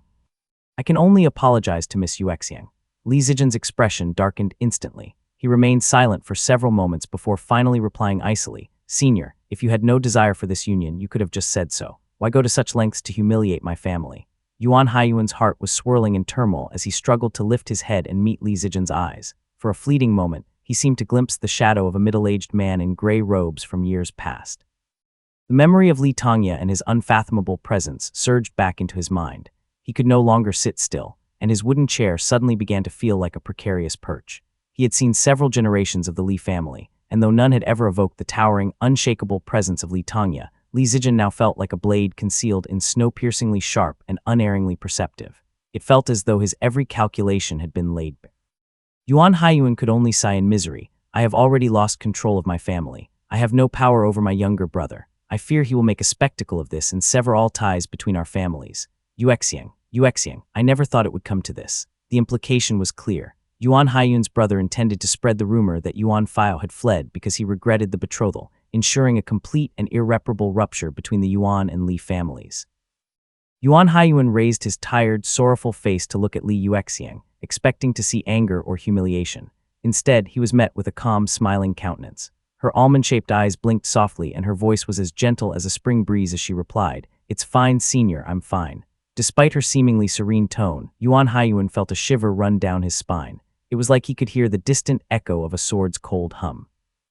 Her gaze, though polite, carried unspoken words that seemed to pierce through him. But your family may not be. Yuan Haiyuan could no longer find the words to continue. He silently stepped back and left the great hall, only to see a woman clad in jade armor standing outside. She held a spear in her arms and stood as if she had been listening for some time. Her almond-shaped eyes rose slightly as she spoke calmly. I'll escort you out, Senior. A Yuan Haiyuan shuddered. As a Foundation establishment cultivator who had barely reached his level through medicinal pills, his strength was absolutely inferior to Li Qinghang. If it came to a fight, he wasn't sure he could last more than a few rounds against her. Swallowing hard, he stammered, It's you, Qinghang. Li Qinghang rose into the wind alongside him, her voice steady, and even if your family must throw its lot in with the Kai family, it is understandable. But the means you've employed are far too underhanded. Surely, years of friendship between our families did not have to end this way. Yuan Haiyuan sighed deeply, his voice laden with sorrow. Li Qinghang paused briefly before continuing. Your family has wronged ours, Yuan Chengdan and Kingsui Peak all in one stroke. You've not only severed the ties between our families, but also caused us to lose credibility with Yuan Chengdan. If you have the slightest shred of goodwill toward my family, I ask that you spare Yuan Fao's life. Yuan Haiyuan now understood that his schemes had almost entirely been seen through. He said quietly, Yuan Fao will come to no harm. He's being closely watched. You may rest assured. Li Qinghang cupped her fists in salute before riding a bolt of lightning back toward the Li estate, leaving Yuan Haiyuan to fly off alone. As he soared through the sky, memories of his decades-long friendship with Li Yuanjiao and Li Xuanxuan swirled in his mind. He felt a growing sense of desolation. He muttered to himself, it's just that sword immortal Li once defeated Kai Jian with a single strike, and the Li family's growing closeness with the Xiao family has long left the Kai family uneasy. How could they tolerate me preserving my old alliances? If I weren't ruthless, how could I silence the Kai family's jibes? He looked out at the horizon, his heart hollow and adrift. The image of Li Yuexiang's smiling face and her calm, measured words suddenly surfaced in his mind, sending a shiver through him. Li Yuanjia was a viper at heart. His daughter is probably no different. Why of all families did it have to be the Li family? If Yuan Haiyuan had been given the choice, the Li family would have been the last among his relatives and allies that he would wish to offend. But he was a man adrift in turbulent waters, with no other options. Head bowed in resignation, he pressed forward, silent and alone. Li Qinghong descended gracefully into the courtyard, carried by the wind. Inside, a few people were deep in conversation. Li Zijin gave her a small nod, acknowledging their seamless coordination despite having made no prior arrangements. Li Xuanxuan broke the silence. We still don't know the fate of Yuan Chengdun and Yuan Tuan. Even if they return now, it's likely too late to salvage anything. But I did give Yuan Chengdun my word. And what are we supposed to do about Yuan Faiao running away? It's not like we can send people and drag him back. Li Zijin gestured dismissively. Yuexiang's agreement was originally based on Yuan Faiao staying willingly. Who could have predicted that Yuan Haiyuan would act this way? Even Yuan Chengdun didn't foresee this. His cultivation is among the best, but how could he outmatch a wily old fox like Yuan Haiyuan when it comes to political schemes? He stopped for a moment, then added in a softer tone, from now on, that man has nothing to do with our family. There's no need to mention him again. Turning to his sister, he sighed and said, I'm afraid you've been wronged in all this. The Yuan family's attempt to sever ties with us will undoubtedly stir up rumors and gossip. Li Yuexiang, seated quietly at the table, offered a serene smile and shook her head. She said, it's nothing to worry about. People will only ridicule the Yuan family for their inconsistency, and Yuan Faiao for his lack of discernment. Chapter 660, Rumors on Green Pine Island. Li Zijai sat quietly in his cave dwelling, flipping through the small letters on his desk. He had been in seclusion long enough to accumulate quite a few messages. As he browsed through them, his brow suddenly furrowed. He picked up one of the letters. He exclaimed, the Yuan family regrets the engagement. What nonsense. The matter between Li Yuexiang and Yuan Faiao had always been a private agreement, barely even set in stone. Moreover, Li Zijai had outright rejected it and even returned the betrothal gifts. The arrangement had long since fallen through. Yet the letter clearly stated that word had spread within the sect that Yuan Faiao had gone back on his engagement with Li Yuexiang. Li Zijai frowned deeply. When he read further, he even found rumors detailing how Yuan Faiao had fled, the Song family. He chose the Song family instead. Li Zijai almost laughed aloud in anger as he pondered the current power dynamics carefully. Finally, he muttered, so they sided with the Kai family. He fell silent. Since several Purple Mansion realm cultivators were weakening, the Kai family's power was gradually recovering. Though Kai Buzi's whereabouts remained unknown, Taoist Master Suiguan was still supporting them. Taoist Master Yunwu still has some lifespan remaining. If I've calculated the years correctly, more than half of the 21 cultivators in seclusion attempting a breakthrough to the Purple Mansion realm are likely reaching the end of their lifespan. With the struggle for dominance between the Azure Pond sect and the UA cultivating sect happening, the future situation remains unpredictable. Someone entered his cave dwelling as he ruminated. The visitor's face was filled with bitterness, anger, and confusion. Bowing with cupped fists, he said, Senior brother, this is. It was none other than his junior brother, Yuan Chengzhao. He had clearly just received the news as well and was torn between disbelief and rage. Shanji Prefecture Market. Shanji Prefecture had always been the territory of the Profound Peak Gate. The few markets that existed were rather prosperous and bustled with people. Its proximity to the Eastern Sea, coupled with the Profound Peak Gate's reputation for fairness, made it a common resting place for cultivators traveling to and from the Eastern Sea. Li Xuanfeng put away his golden bow and casually found a restaurant. He ordered 2 small dishes and sat in the hall on the second floor, gazing at the fluttering flags outside the window. He had only visited a restaurant twice in his lifetime. The first time had been with Liu Changdi. On that occasion, Liu Changdi had merely asked him some trivial questions and commented that his ways resembled those of the demonic path. He had mentioned Jiang Yan from the Devil Plague incident very early on, which suggested that he had known the inside story long before others. Jiang Yan. The old man chewed over the name for a moment. He found it pleasant to the ear. He lowered his gaze in thought, but his ears twitched as he caught the conversation of some cultivators nearby. Have you heard about the Yuan family's affair? Of course I've heard. Ah, tell me, why would the Yuan family suddenly go back on the engagement? Li Xuanfeng slowly raised his head, and his gray-black eyes swept over the table beside him. He continued to gently swirl the jade cup in his hand and listened quietly. One of the speakers wore black robes and had a Taoist headscarf akin to that of an ancient Taoist priest. His attire suggested he was a cultivator from the territory under the great Ziyuqi Temple in Linhai Prefecture.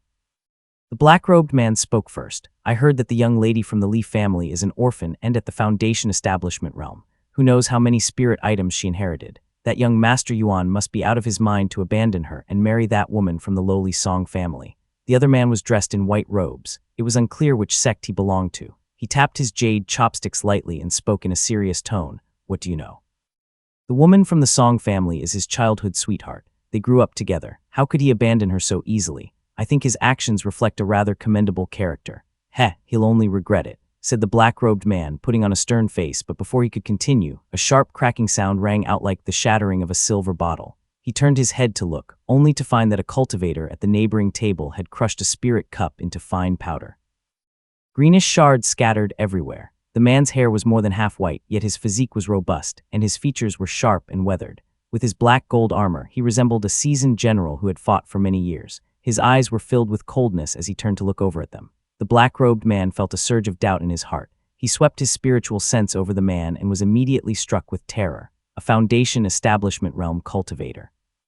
He quickly stood up with great respect, his tone somewhat humble as he said, I did not intend to offend you, senior. I am surnamed Lin, from the Lin family of Linhai Prefecture. But the armored man had already seated himself beside him before he could finish his sentence. His deep eyes stared into him as he pressed the black-robed man back into his seat with a casual gesture. The armored man asked quietly, you just said, someone from the Yuan family broke off the engagement with Yuexiang. When he heard how familiarly the armored man referred to the young lady from the Li family, the black-robed man immediately realized the situation. Fear coiled around his heart. Damn it, I ran into someone involved. The white-robed cultivator beside him collapsed to the ground with a dull thud. He had just spoken in defense of the Yuan family, and now he regretted it deeply. He wished he could slap himself a few times. Trembling, he pulled himself together and knelt on the ground, not daring to say a word. Yes, there has been a change in the Yuan family. It is said that they broke off the engagement and parted on bad terms with the Li family. The black-robed man quickly recounted the matter in a low voice from start to finish. Li Xuanfeng's expression was much calmer by the end. He nodded thoughtfully, his fingers gently tapping the table. When Li Yunjiao had died before his very eyes, he had been consumed by rage and violence, but he had no way to release them. If he had allowed Yunjiao's daughter to be wronged as well, wouldn't that old man's soul feel cold in the afterlife? Li Xuanfeng was lost in thought for a while, but the metallic objects throughout the restaurant began to vibrate faintly. The cultivators in the restaurant shrank back into their seats, not daring to make a sound. Li Xuanfeng looked back at the black-robed man and asked, since you're from the great Ziyuqi Temple, do you know Lin Chensheng? The black-robed man was overjoyed and quickly replied, he is an elder of my clan. Has his injury healed? Asked Li Xuanfeng. The black-robed man was shocked but quickly nodded and said, he has recovered considerably. I heard that he returned to the sect and made a breakthrough. Good, said Li Xuanfeng. He tossed a pouch of spirit rice onto the table as compensation for the shattered spirit cup. By the time they all blinked, he had already disappeared from the restaurant and the metal objects finally ceased vibrating. A golden jug clanged as it bounced on the ground. The cultivators all let out a collective sigh of relief. Someone muttered, a Foundation establishment realm cultivator was actually drinking in a place like this. What a rare sight. The black-robed man was still shaken. He looked across at the white-robed youth, whose face was drenched in sweat, and said with a sigh, you really had a stroke of luck. Fortunately, that senior had a good temper. Do you even know who Lin Chensheng is? The white-robed youth was still unsettled, but asked, please enlighten me. The black-robed man started explaining, he's the pride of our temple, the nephew of a purple mansion realm Taoist master. He moves freely even within a grotto heaven.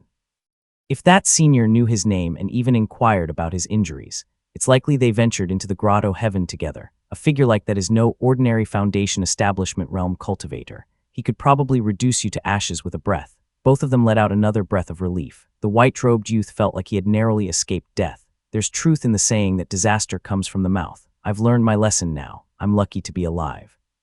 Lucky to be alive. The black-robed man recalled Li Xuanfeng's expression and could not help but shiver. When he saw that the entire restaurant was now silently watching him, eyes filled with curiosity, he added with a hint of smugness, when the elder was away, they bullied his younger kin. Someone is bound to suffer for this.